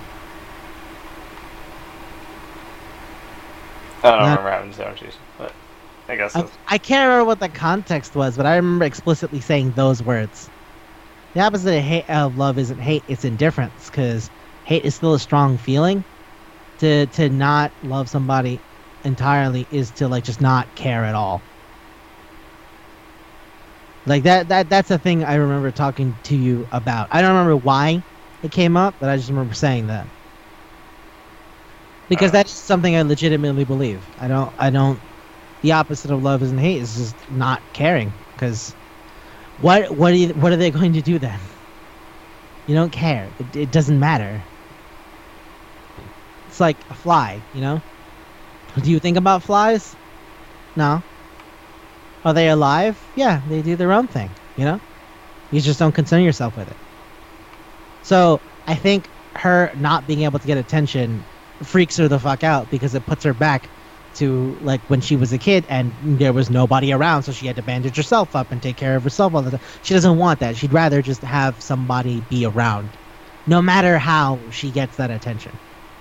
I feel like I'm repeating the same thing a bunch of times, but that's what I think is so interesting about her, is that she presents herself as, like, clumsy and, like, weird and uncomfortable, but that's part of the thing. Like, her saying sorry all the time is a genuine fear that you'll be bored of her and leave her alone. Part of her being clumsy is a calculated effort to make you pay attention and help her up, or say, are you okay? Or, I don't know, something. Like, that part of her personality is calculated because, well, I want you to be around. Why can't you do the normal thing? And be, like, impressive or something. Well, that's just it. Her version of impressive is, I like bandages. And that's what Hinata tries to do the entire time. Is he goes like, what do you like? Talk about something. Like, you don't have to worry about trying to make me happy. What you have to worry about is being yourself. Like when you go hang out with her, right? The first time you go hang out with her and you're like, oh, there's nothing to say, and she's like all panicky and she's like, fuck, I'm sorry. It's like, what? I don't know. You look like you were in a bad mood. What do I do? Should I take my clothes off? It's like, what? No, shut up. I'm like, yeah, you don't want to see me naked. Do you want money? No. What the fuck? It's like, I just want to talk. I was like, talk? Okay. Today is pretty. And then nobody says anything. And she goes, okay, should I, like, take off my clothes? No. Hey, what kind of bandage do you like? Bandage? Yeah. And then she goes into, like, a whole thing about bandages. And then she, like, stops and goes, like, oh, I'm sorry. That must have been weird me just going. It's like, no. I feel like I got to know you better, and that's good. Like, that's your whole time with Tsumiki, is getting her to understand that she doesn't need to do something to merit attention. That's not what it means to have friends or to know people. And it's just working her away from that. Mind you, it's kind of said and done, because that's like stuck in her now. It's really hard to change someone's entire outlook on life, you know? But like, it's, you know, it is what it is. Like, I remember that there's a time where she, like, just straight up says, oh yeah, I started eating bugs. And I would like pay for shit. Sometimes they would throw darts at me. You know, I'm pretty useful. And then Hajima's like, that's not funny. Why are you smiling? Did you like that? And she goes, well, no, I didn't like it, but everyone was smiling at me, so, you know, that's good. And then she's like laughing. And I was like, oh, I can't handle that, man. I can't do that. Alright, look. I'll see you later. We're gonna hang out. You need to relax. That's her whole thing. It's sort of like helping her out of that frame. It's kind of like Fukawa, where Fukawa's whole thing is about her delusions and not believing that love is possible for her. For Tsumiki, it's alright. Well, what we need to do is help you get out of the framework of needing acknowledgement for anything beyond you, who you are. Because anyone who only acknowledges you to fuck with you doesn't actually care about you.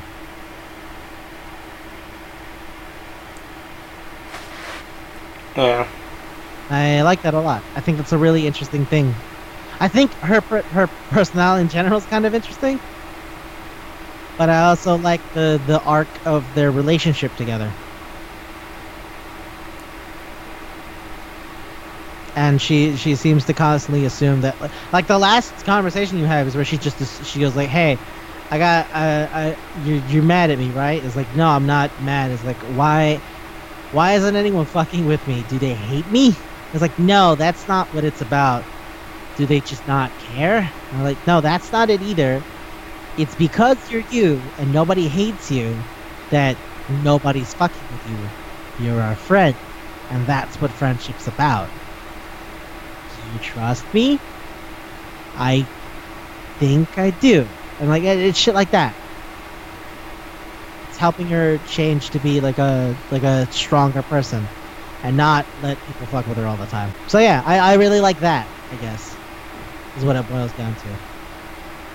I guess it's like Fujisaki without all the confidence. Yeah, it's another, like, I remember talking to Rashad about Tsumiki and comparing her to Fujisaki. He's like, I don't see it. But like, it's a lot about self-confidence and just self-actualization. Whereas Fujisaki's thing is about masculinity, and Fujisaki, by the end of it, convinces himself, like, I'm gonna get my shit together because I want to. Tsumiki's not that kind of strong, but that's because her thing is a lot more engendered in her as a person than it is for Fujisaki. Fujisaki has the benefit of mostly hiding away from people and then using these people around him as an example of strength to motivate him to make himself better. But Tsumiki doesn't have that. Tsumiki only ever had people fucking with her. And it was because, you know, like, I don't know how to put it, but I guess it's like the people fucking with her gave her what she wanted, even if temporarily, so she was okay with it. And Fujisaki was not okay with it. Yeah. He just tried. Never watched anyone fuck with him. They only fucked with him once. But instead, Sabuki tried to get power by just getting more of the. Yeah, just getting more attention, no Yeah. matter how she got it. And Fujisaki tried to become like a whole. Just run away person. from the whole thing. Honestly, that's what he did. He ran away from the whole thing. He hid himself in his clothing. Yeah. I dressed like a girl, then they won't pick on me, so now I'm free. Whereas Samiki was like, well, it's this, or they won't look at me at all. I'll take this. Which is kind of like messed up, but you know, everybody's kind of messed up. So that's kind of the whole thing of Danganronpa, isn't it? Everybody's got something wrong with them, but you know, it's worth it. Or at least I think it's better for her to become like a more well-rounded person. Also, at the end of dating her, you say you're gonna get married because like I can't think of anything else that's gonna make her better. I'm literally running out of shit to say. Fuck, I don't know. Let's get married. Does that work? I think that works. And she's like, really? We're gonna get married? Yes, let's go with that. She's like, that's great. Wouldn't that be the worst thing to say in real life? Like, say you're that, not even sure you're like that person that much. Say that. And you're I'd be just like, down with that. But I think that's just because I like her as a mess. I don't know. I like messes. I love Mokochi. What do you want from me? okay. I like messes. She might paralyze you in your sleep, dude. Is that okay? No, she wouldn't, because the paralysis is if I didn't acknowledge her. But she'll still trip, right? I'm not gonna stop. No, the whole point of hanging out with her is to make her like a better person. Yeah, but she still tries to chirp at them. At the last, but at that point, you're like finally just straight up like, no, stop it. I'm just saying, the guy, had to try to tell her to stop like the whole time, but she still did it. She didn't stop. He didn't realize it was the thing till the last one. I thought at the beginning told her to like not do anything weird. No. At the first thing, it was like, you're not talking. Are you okay? Her tripping just seems like it's clumsy until you realize it's for attention. I still feel like she's gonna like just, oh no, he doesn't love me or something. I don't think that's true, but only because that's sort of how the end of her thing is. The end of her thing is basically like, all right, hey, are you good? I don't know. All right, fine. Do you believe me? Yeah, right. Then we'll be good. Okay, that's pretty much how that ends up. Like, it's not like I do the joking like, you want to get married? Is because she's like, I don't know if I'm gonna actually spend time with anyone because when we graduate, what reason do we have to hang out? What reason is there? Yeah. That's what she doesn't want to be alone again. So the hey, let's get married is his solution for you'll never be alone again because I'll always be here. That's what I mean.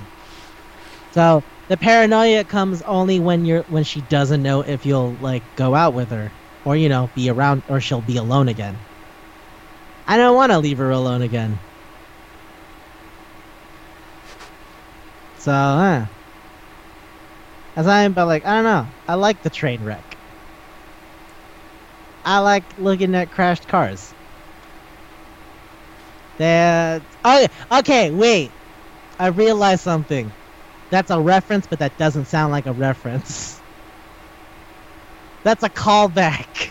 Yeah, it's a callback. But I didn't. Do you know what I'm talking about? Yeah. What am I talking about? When cars crash, people look at them. No. What is it then? I don't know. Last episode we talked about JG Ballard for like 20 minutes. Right? Mm-hmm. He wrote a book called Crash. It's about a girl who gets turned on watching car crashes. Oh. I referenced it. I was like, oh yeah, and fucking David Cronenberg made that movie about Crash, but I don't know if anybody knew what we were talking about. No. Yes, hey, there we go. That's what the book is about. Alright. So yeah, that was a callback, but I now realize that that doesn't sound like a callback. It's like, yeah, I love looking at car crashes. I need to give context to that. I don't know. I thought, if you're here, you get it. So you understand what I was referencing, right? Yeah. Yeah. You gotta.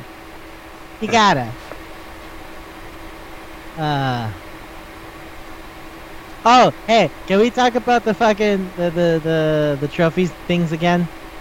Sure. There's a lot more. I'm amazed by the amount of pop culture references they decided to go for.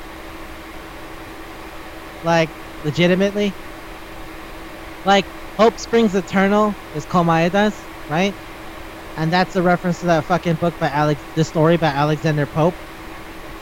That Hope Springs Eternal from the Human Breast. It's a poem. Uh-huh. Or like they grease monkeying around. Because he's a grease monkey, because that's all that does all the time, is he fucks around with stuff. Nidai's thing is referencing that Lady Gaga song. I don't know if you remember that. Bad Romance? Yeah, I remember. Yeah, it's called Narad Bromance. Yeah. Yeah. Co-op partner is Nanami's because video games. Say, wanna be my co-op partner for life? I like Sayonji's because Sayonji's is like, oh, that's a good point for like 3 different things. Her trophy is Lolita Complicated. Yeah, it's like. Who else but Vladimir Nabokov's book? Anybody? Anybody else a big fan of Vladimir Nabokov and his book about fantasizing about little girls? No? It was a movie. It was a movie in the 60s. Go watch it. Or maybe don't. I don't know. But Sumiki's gets a vaudeville reference, which is like, ooh, that's going back to the 20s. Although I guess it was referenced again in that Animaniacs TV show, so that works. It's Hello Nurse. And I was like, yeah, vaudeville. Everybody loves guys in pinstripe red and white suits with pork pie hats dancing with canes. If you don't like Harold Lloyd, you're dead inside. Is that too much? Have I been referencing too many inside things? It's like a series. So but it's okay because it's off because it's inside things. So. Yeah, you're right. You're right. Oh, Kuzurio gets Honor and Humanity, which is a reference to the Seijun Suzuki movie I mentioned last time, Battles Without Honor and Humanity. And also, that's a song that Hote wrote for Tomoyasu Hote, the guitarist from Bowie, who then later went solo, and he wrote a song called Battles Without Honor and Humanity for Kill Bill, the fucking Quentin Tarantino movie. Owari gets Starved for Affection, which is a twofer because she doesn't know what it means to feel romantic affection, and also it's a reference to a fucking Japanese idiom. So yeah. It's the idiom. Shit, I can't remember it right now, but because I have to look at what the trophy name in Japanese was. But yeah, it like there's a thing about like having 2 stomachs, where it's like you have a stomach for food, but then you have another stomach for, yeah. So yeah, I think in English they do something like that, right? So when somebody's starved for affection, it means they desperately want somebody to, hang out with them or whatever. It's called thirsty. This bitch thirsty. That's that works. Yeah. I was thinking about the actual euphemism, but sure, let's go with slang. That works. That carries the same amount of shit. People know what I mean when I say thirsty. If you think about it, Soda's really thirsty. That's that wasn't supposed to be like a fun on his name. Uh Anywho. Yeah, I guess that's it. Okay. Food. Would you say it's the same as the other one? I would actually say it's a little more interesting. You said the first one goes right through you, right? I wouldn't say it goes right through. I would say It takes a bit of work to find it. That's why we went with ribs. What we say with fries? Oh, the fries is just like the decoration because the game isn't the story of the first one isn't as interesting I think as this one.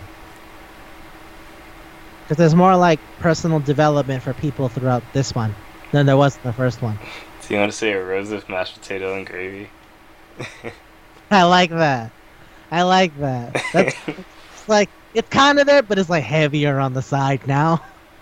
Yeah. Let's do that. Okay. Should we go with fully loaded mashed potatoes, the ones where they jam all that shit in there? Yeah. It's ribs and fully loaded mashed potatoes. Yes, I love it. Thank you. Okay, cool. You know what that means? Oh shit. No, everyone shut the fuck up. Fuck up. Yeah, shut the fuck up, Isaiah. Shut the fuck up. It's time for... Yeah, you go first. There's a Taipei invitational thing for Street Fighter. So what? Is it invitational? Or the tournament. I forgot. Taipei Major, something like that. Okay. Not really loud. On.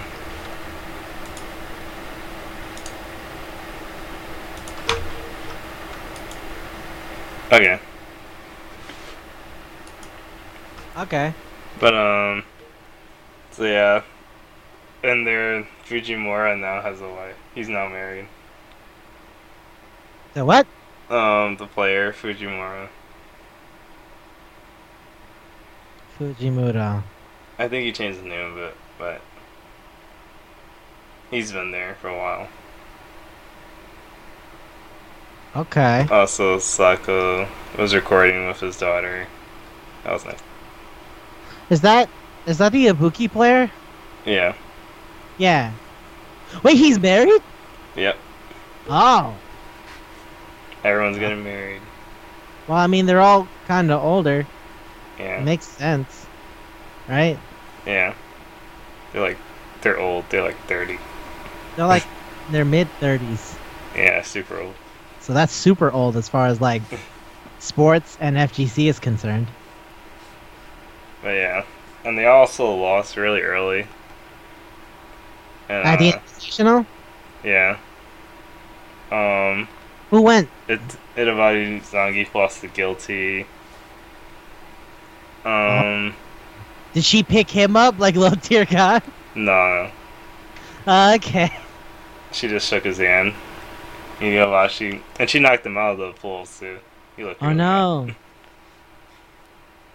But it's Dalsum, so. Yeah. Dalsim, Geef, it's not good. But yeah, overall it's pretty fun to watch. Okay. That's cool.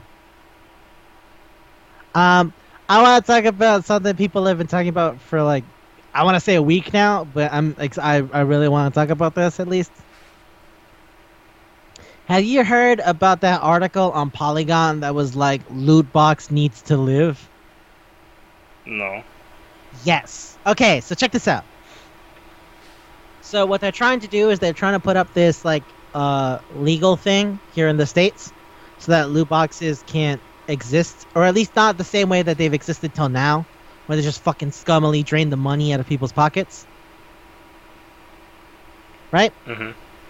So essentially the idea is what's weird about it is that a lot of the people who were like, yeah, fuck that, were like, my kid keeps taking my wallet.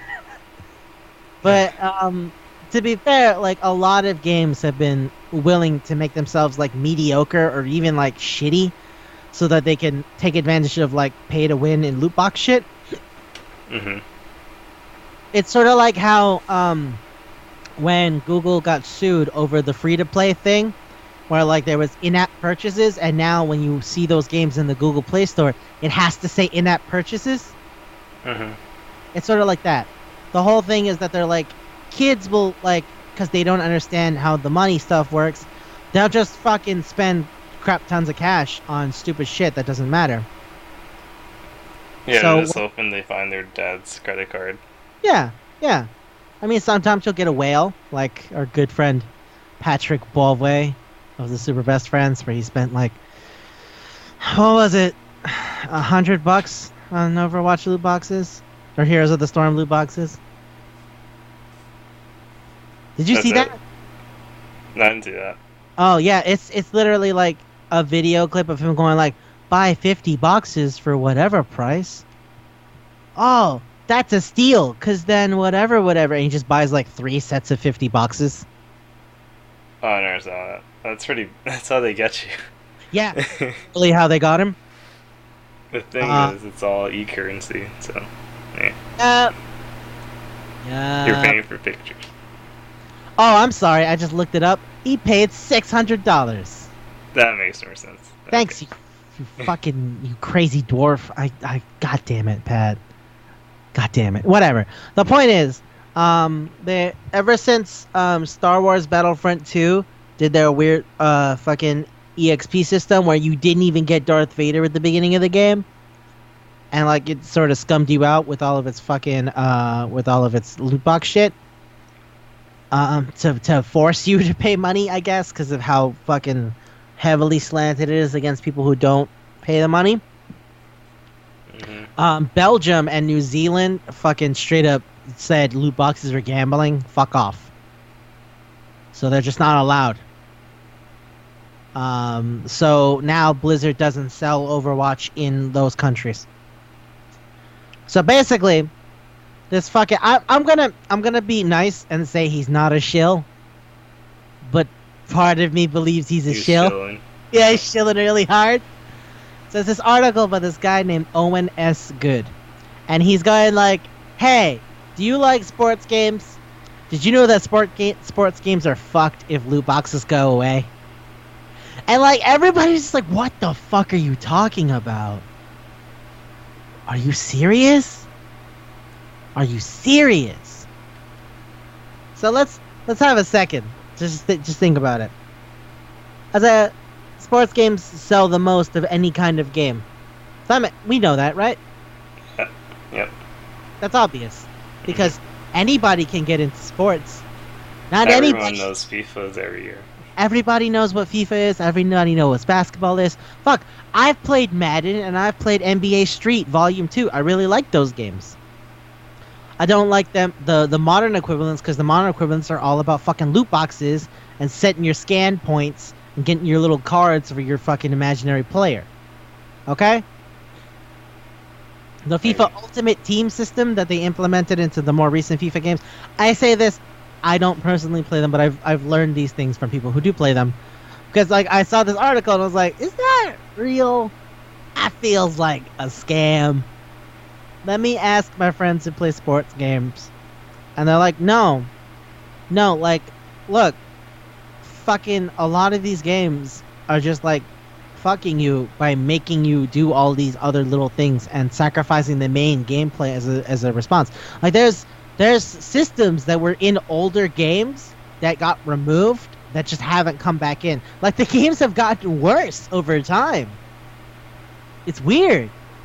So this guy goes like, hey, so like the bill is like MMO subscriptions are one thing, or buying clothes is one thing. But paying money for loot boxes is fucking stupid. So no more loot boxes. And then this guy in this article, hey, let me get a quote. I wanna get the line. That's like, no, they need the money. And I'm like, are you kidding me? Are you fucking kidding me? Okay, hold on. Skimming through.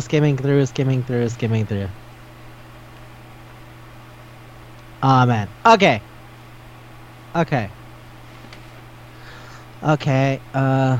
Pay to win transactions declaring they wouldn't kill an industry that can design games that don't rely on gambling directed at children. Yeah, that's fair. Okay, here, check this line out.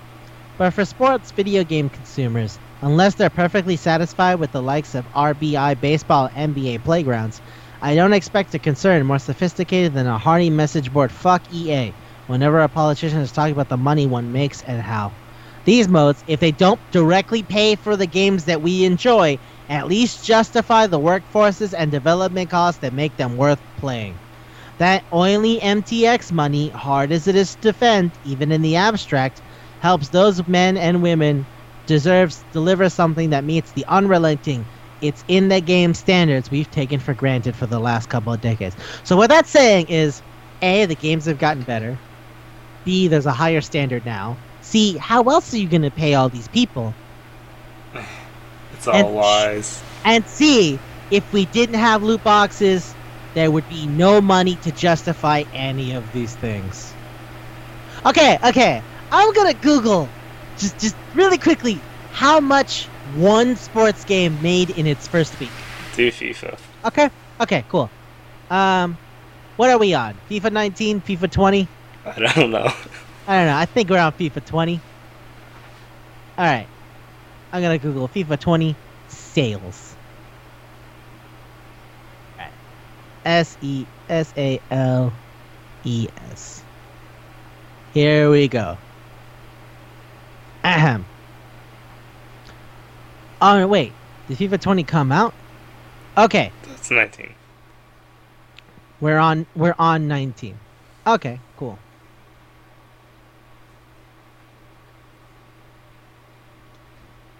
Sales.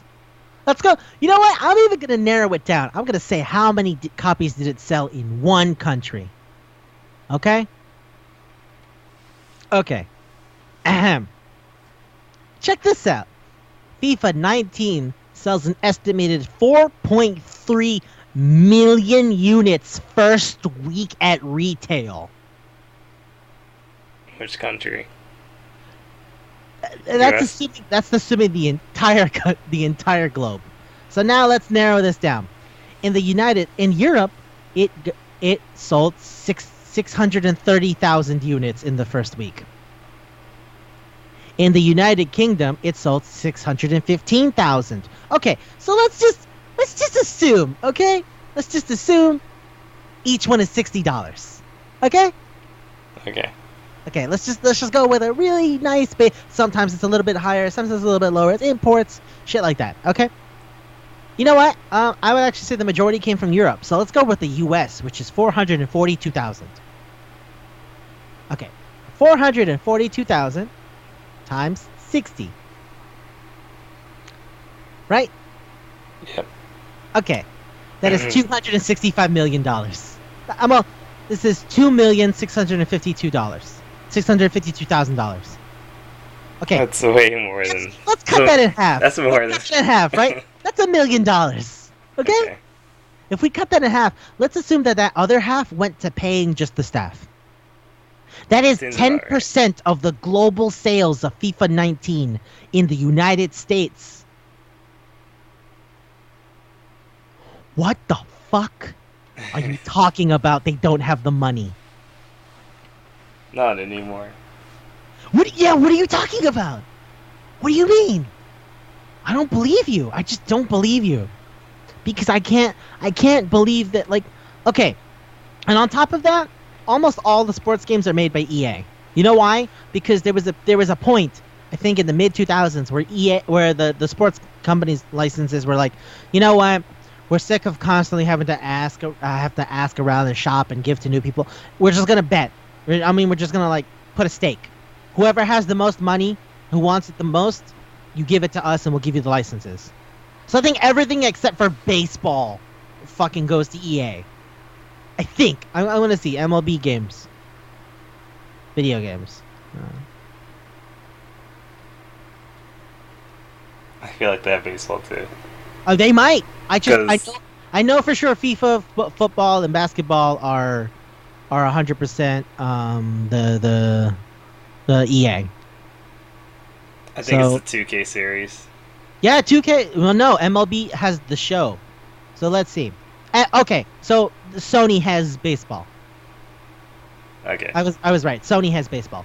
Okay, so we're talking about just FIFA, and not even all of FIFA. The 10% of FIFA sales that came in the United States of America, and that's if you cut that in half, the gross profit margin is still over $1 million. It's like 1.4 million. Well, 1.3 going up to 4. They probably copy and pasted. But anyway. And tons of people complain that those games aren't as good as they used to be. So I genuinely cannot believe this statement of they need the money. Otherwise the games wouldn't be as good as they are now. And you know what? I'll give them this. Maybe they pay for likeness rights. You know, like they pay for the face of the players.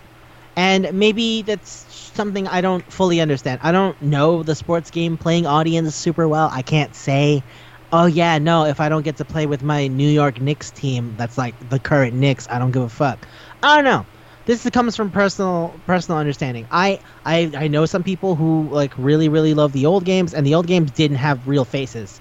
Like fucking NBA Street Volume 2 did not have real basketball players. And I love that fucking game. I don't even like sports games, and I love that fucking game. I could super play that game with my friends.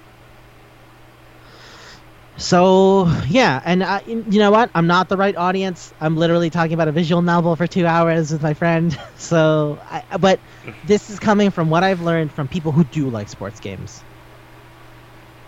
And, yeah, that's all I got to say. It's definitely a show. Yeah, they have advertisements inside the game. They have advertisements for brands. It's like I guess you gotta pay Nike, but like I said, cut out 50% of the gross sales of 10%. That's 1 million. I don't think that like Adidas asked for that much money for a fucking picture of a logo. But I don't know. Maybe it's a percentile based. Maybe it's like we get 1% of the gross sales of the globe. I don't know the details, but I can't believe that the loot boxes are the only reason the game is. Yeah, I can't believe that the loot box is the only reason the game is working. I just don't believe that. And everybody is shitting on this guy. Like he fucking shit. But I'm gonna take a bet. I'm gonna take a stance. Like let's take a step back and go. Maybe he's not a shill, but I just don't believe what he's saying. I just don't believe it. Like maybe he just heard something. Maybe because he has this thing where he's like, Take-Two agreed to pay the NBA 1.1 million over the next 7 years, or 1.1 billion over the next 7 years. Okay, fine, I get that. That's a lot of money, but guess what? Fucking the NBA games, the NBA 2K games, make enough money to validate 1.1 billion. They do, and you can't fucking pretend they don't. And nor do they need the loot box to supplement them. And that's 7 years. They have more than enough time, because every time one of those games comes out, people buy them. Every single time. Yeah.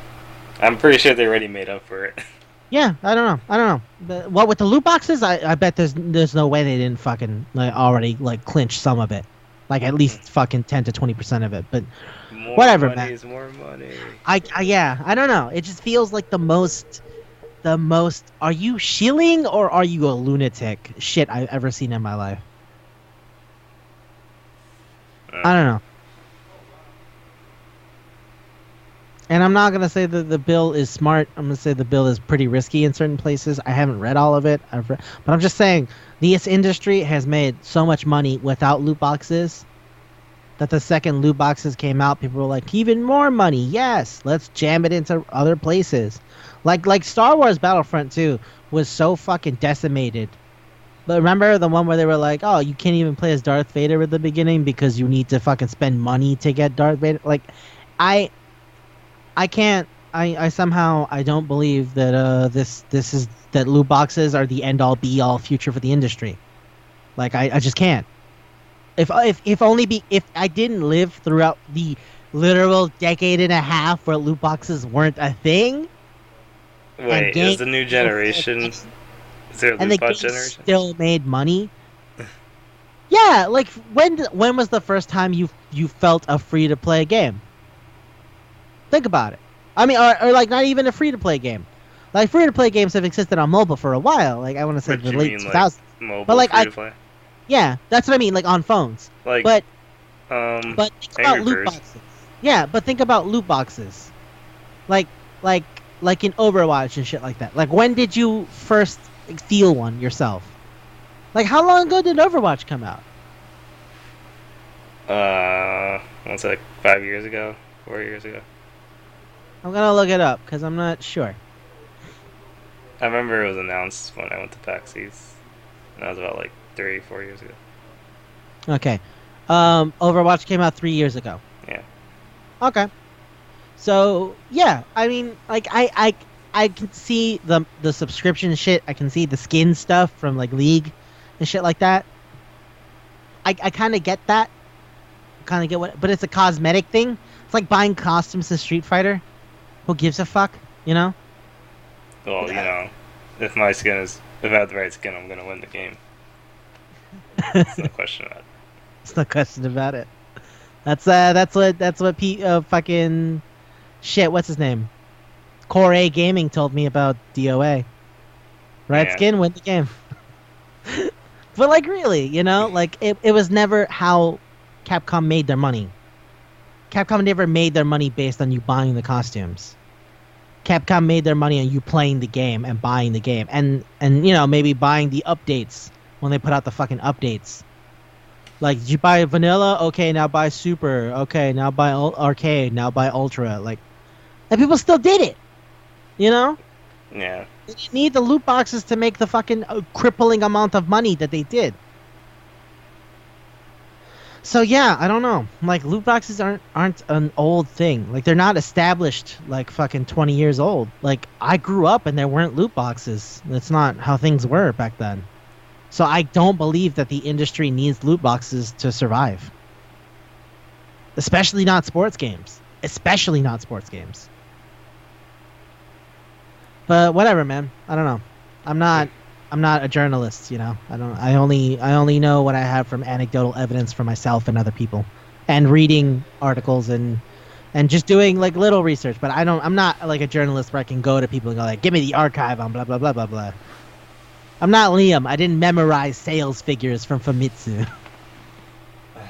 But I just thought that was crazy. I just thought it was crazy. Wait, no, don't tell our viewers about Liam. We might lose them. Yeah, they'll just stop. They'll just stop. Like, wait, Annie plays video games? Oh, this is what I wanted. Liam did play Danganronpa on the channel. Like, Liam's in there. There's more than the still image? Alright, I am in. There's more than the still, yeah. That's what I said, there's gameplay?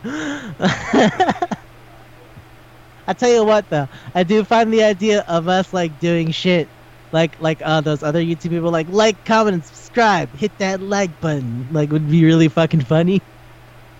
If only because this is so the opposite of that kind of channel. Yeah, we just say it. We just say shit. And if you're here, yeah. If you're here, you're riding along with us. I watched this Lindsay Ellis video about like people who manufacture authenticity, and I thought it was really fucking weird because like I get that like people are obsessed with authenticity as an idea here in the States, but I don't know. It's just like where she showed like this one show slowly she did more calls to action, which is apparently what you call that like, comment, subscribe shit. So yeah, she was like, this show slowly over time added more calls to action, like buy my book, buy this, buy that, blah, blah, blah. She goes, but I like it, so it's okay.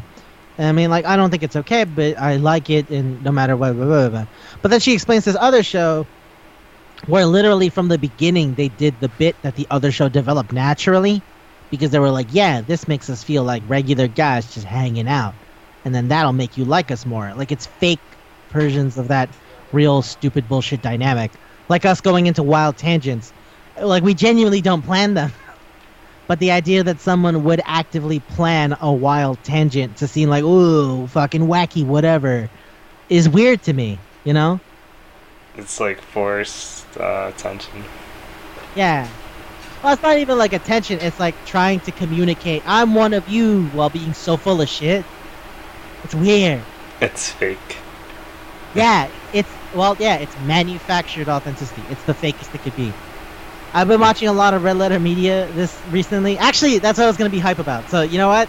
That's a great segue. Do you want to go first? Shit on hype. Yay! You know what? You go, cause I'm gonna take a minute. I feel like I might take a minute, but okay. Go. I would like to hear what you want to be talking about. You know Nightmind, right? Nightmind? Yeah. Alright, let's talk about Nightmind. Oh! Yeah. Alright, so he just uploaded a new video. What was it? The Tender ARG. Okay. ARG means a real alternative real game. Yeah. Alternate reality game. So it's supposed to mean there's like a deeper message behind the game. Well, what it means is that the game it seems real, but it's not. Is like you'll see like fucking regular videos on YouTube, or you'll see like website links that purport a level of reality that isn't actually there. Yeah. So like Lasagna Cat was that thing where they were like doing a weird version of Garfield, like overblown and overproduced. So, or like the SCP Foundation is that thing where they like write horror stories, but they write it in a way that it sounds like it's files of a legitimate like secret organization. So yeah, that's what ARGs are like. They sort of like ask for a lot more interaction from the user, so from the person playing the game, to make it feel more real. But that's kind of the point, that it feels real.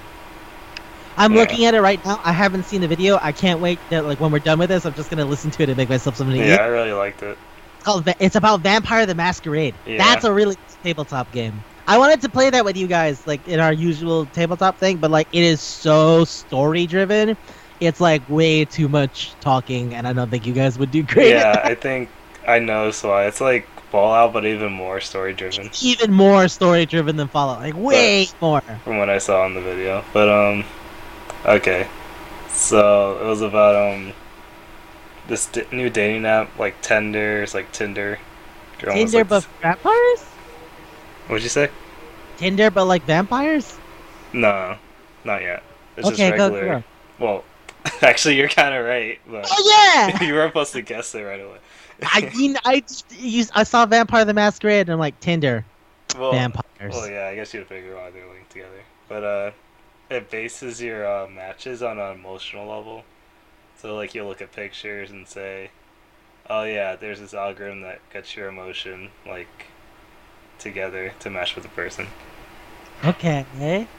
And that's where the ARG starts coming out, and someone said it's evil, blah blah blah. They're using it to make to people hunt capture. People.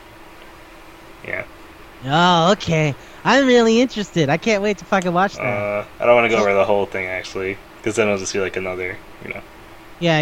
Then it'll be a whole other episode. But the guy at the end that like wrote all the stuff, he seems pretty cool. It's called Joshua Dojcek. Okay. He's from Norway, so I can't pronounce his last name. Yeah, you can't pronounce a lot of things. Yeah, but he was a writer that like started from like tabletops and like video games, like stuff we do. Yeah. And then cool. He said he was just living with his mom, his parents. He needed a job, so he just kept like applying to video game companies that needed a writer. And later on, he got to work on Vampire the Masquerade, Assassin's Creed, and stuff like that. Oh, really? That's cool. Yeah. And he does all that little, like when you look up an item in Fallout, you see like the little detail about it. Yeah, all the intimate like the little lore. Yeah. Yeah, that's cool. Oh, that is awesome. Yeah. Hey, big fucking shout outs to Nightmind. He's really cool. Dude goes by the name Nick Nocturne, and he talks a lot about a bunch of different like ARGs. Sometimes he'll talk about like fucking web series stuff. Like I remember when he first started, he did a lot of stuff about fucking Tribe 12 and Everyman Hybrid. These guys did like Slenderman kind of shit. But since then he's moved on a lot more to like a lot more broader stuff like Knock 10. He talks about video games sometimes. He did the movie Donnie Darko. I learned about a lot of cool ARGs because of him. I remember you particularly got into him when I told you about the stuff that he did for the Wham City comedy guys, the guys who do unedited footage of a bear, and fucking the mirror cult guys and shit and like. This house has people in it. And this house has keep people in going it. on, Yeah. but yeah. Dude, we could talk about Wham City comedy for hours. Wham City comedy is really cool. It could be a Manga Palate episode. Hey! But then we'll lose subscribers because it's not anime. We'll also listen to about a 10-minute video that turns into a 2-hour-long conversation. We already did it. We already do it. We turned a 20,000 word fucking fan fiction into an hour and a half long talk, and we didn't even get into it. And we're gonna do it. We're gonna do it again. Oh yeah, we're gonna get back to it. We have to get back to fucking the sequel. Cause now that we've talked about Owada and all that shit, like we can just go. But all right, anyway, my shit I'm hype is Red Letter Media. Red Letter Media are these guys who live in Milwaukee and they do like movie reviews. They got really popular because they invented this character called Mr. Plinkett, who did movie reviews for fucking the Star Wars trilogy, not the original one, the fucking new trilogy, like Episode 1, Phantom Menace and shit like that. And they're really funny. I mean, like, it amazes me the kind of the time and effort they put into these bits and all these really interesting satirical things. And sometimes like they have a couple of concurrent shows, right, where they called like Review, which is when they watch a movie again for the first time in a couple of years, or Half in the Bag, where they do like a regular movie review, but it's like it has a framework where it's basically a 1980s sitcom, but inside of this sitcom is where they're doing the review. Like, it's really cool. And they're pretty popular. They have like nearly 1 million subscribers now, which I say that, and they've been on this platform for like a decade already. They've been here from like the beginning. They have their own website. And recently, the one that I really wanted to talk about was this thing that they did, which like fucking blew my mind at how amazing and funny it was, but also how like subversive. Okay. So, do you remember when last week we were talking with Master Specialist Rashad Jones about comedy and how it's subjective, and how my comedic tastes are a little more acerbic than I want to admit? Yeah, like 9/11. Yeah. I really made that joke today during the course of this episode. Anyway, so when I'm on the topic of that manufactured the manufactured shit that I was talking about, where it's like, comment, subscribe, we're nerds too, blah blah blah. They invented this sub show inside of their shows called the Nerd Crew. Which is where they pretend to be the kind of guys who pretend to do shit like that. So they're actually like kind of have something on spot. Like there's this group called Collider that they kind of do this shit. And it's like really fucking obvious manufactured fake bullshit that no one cares about. Or the schmoes and like screen junkies, where they genuinely don't seem to either know a lot about movies or give a shit about the source material. So they'll just kind of say stuff and like go like, so cool. Yeah, did you see that? Oh man, it's the Millennium Falcon. I think I remember showing you the one video of Rich Evans like doing his fake reaction to the Star Wars trailer. And he's like, fucking Star Wars! Star Wars! Oh yeah, I remember that, yeah. Yeah, like it's like that, but it's much darker. Much darker. So, oh yeah, like there's lines where like one of them will go like, hey, so time to talk about our latest sponsor, Nerdbox. They send you a box filled with stuff, and they just like pull out real bullshit. It's basically just shitting on loot box and all that kind of like scammy crap where they give you like a $3 pencil holder in a box that's worth $50. Like that kind of shit. Like, you remember when Jeff Dude did the shill for Loot Anime, and I was like, Jeff, no, they're gonna give me a $5 T-shirt for $30. No, it's like you get all this cool swag and blah blah blah blah blah. It's just like, And so yeah, so like they're actually guys. It's Mike, Jay, and Rich. And I showed you the video of Rich going like Star Wars, blah, blah. It's fucking amazing. So Jay's thing, at least in the context of this, is that he's a guy who never actually cared about pop culture till he realized he could make more money off of this than other things. Mm-hmm. Rich is actually interested in these things, and he's taking advantage of these guys who would have been bullies of him when he was younger, because it gives him the opportunity to use all of the shitty, pointless information that he's had that got him fucked over when he was younger, and now it validates him. But there's another internal like bitterness about the fact that now it's cool to be weird, and that it invalidates all the shit that he had to put up with. And Mike is the one who wanted to be like an actual filmmaker, but there's nothing he could have done with his life, so instead he ended up doing this. So there's like narratives to each of their personalities beyond the purported real people that they already are. It's really heavy. It's really meta. There's there's some jokes that really fucking make me lose my mind. That's like Rich's thing is like he has diabetes from all the stupid junk food he eats. So it's one of the episodes that opens like, hey, we're doing an ad for Coca-Cola, blah, blah, blah, blah, blah, blah, blah, blah. Like, I don't remember what he said exactly. And then he takes a sip of the Coca-Cola. He starts foaming at the mouth. They go, fuck, Rich, your diabetes medication. God, shit. Well, anyway, let's talk about the new Han Solo trailer. And they're just ignoring him while he suffocates and dies. So yeah, it's not. Do you remember Garth Marenghi's Dark Place? It's like that. Like that. I'm like smiling just talking about it. I think it's like one of the coolest things I've ever seen.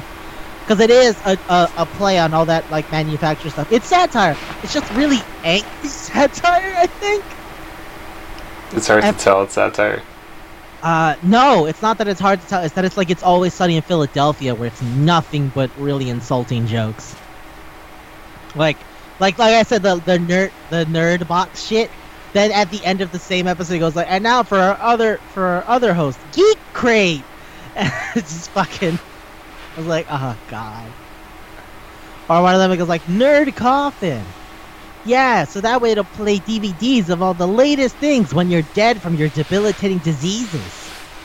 Because, yeah, you won't be able to enjoy it, but hey, you'll be able to watch Avengers Endgame. I was like, oh god.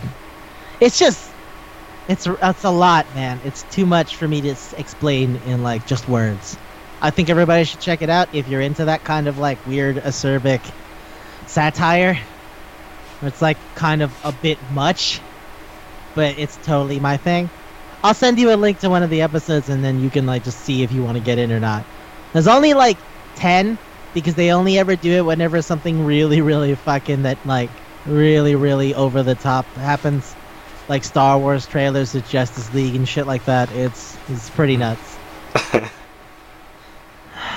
So yeah, that's what I want to say. Check out Red Letter Media and you specifically can't say Star Wars labels. I mean Star Wars trailers about me like laughing now. Yeah. Yeah. Star Wars. I fucking love Star Wars. Ah! Star Wars. Yeah! Star Wars. We did not tell him to do that. Oh, yeah. Did you see this video clip of this fucking weird, sick pervert? Like, just going around? Like, was he masturbating? He was masturbating with an R2D. No, it wasn't R2D2. It was R3. Yeah. What a sick degenerate. No one told him to do that, and it just cuts to Rich silently sitting there. Going, So yeah, that's my one spotlight on a Red Letter Media thing called the Nerd Crew, and you know, if you're here, you get it. So I think you'd like it. If you're still listening to us, yeah. Like, what are we at? 3 hours now? Let me check. But you know, they're still listening. It's 2 hours and 40 minutes. Yep. So yeah, I mean, you're still listening because you get it. Yeah, you guys get it. That's Manga Palate. So thanks. You guys get it.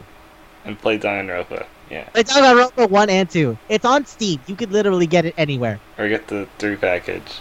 Oh yeah, get the 1 and 2 reload on the PS4 if you're into that, or the 1, 2, 3 repackage on Steam. Yeah, because we're gonna talk about V3. So if you want, you have 2 weeks to catch up.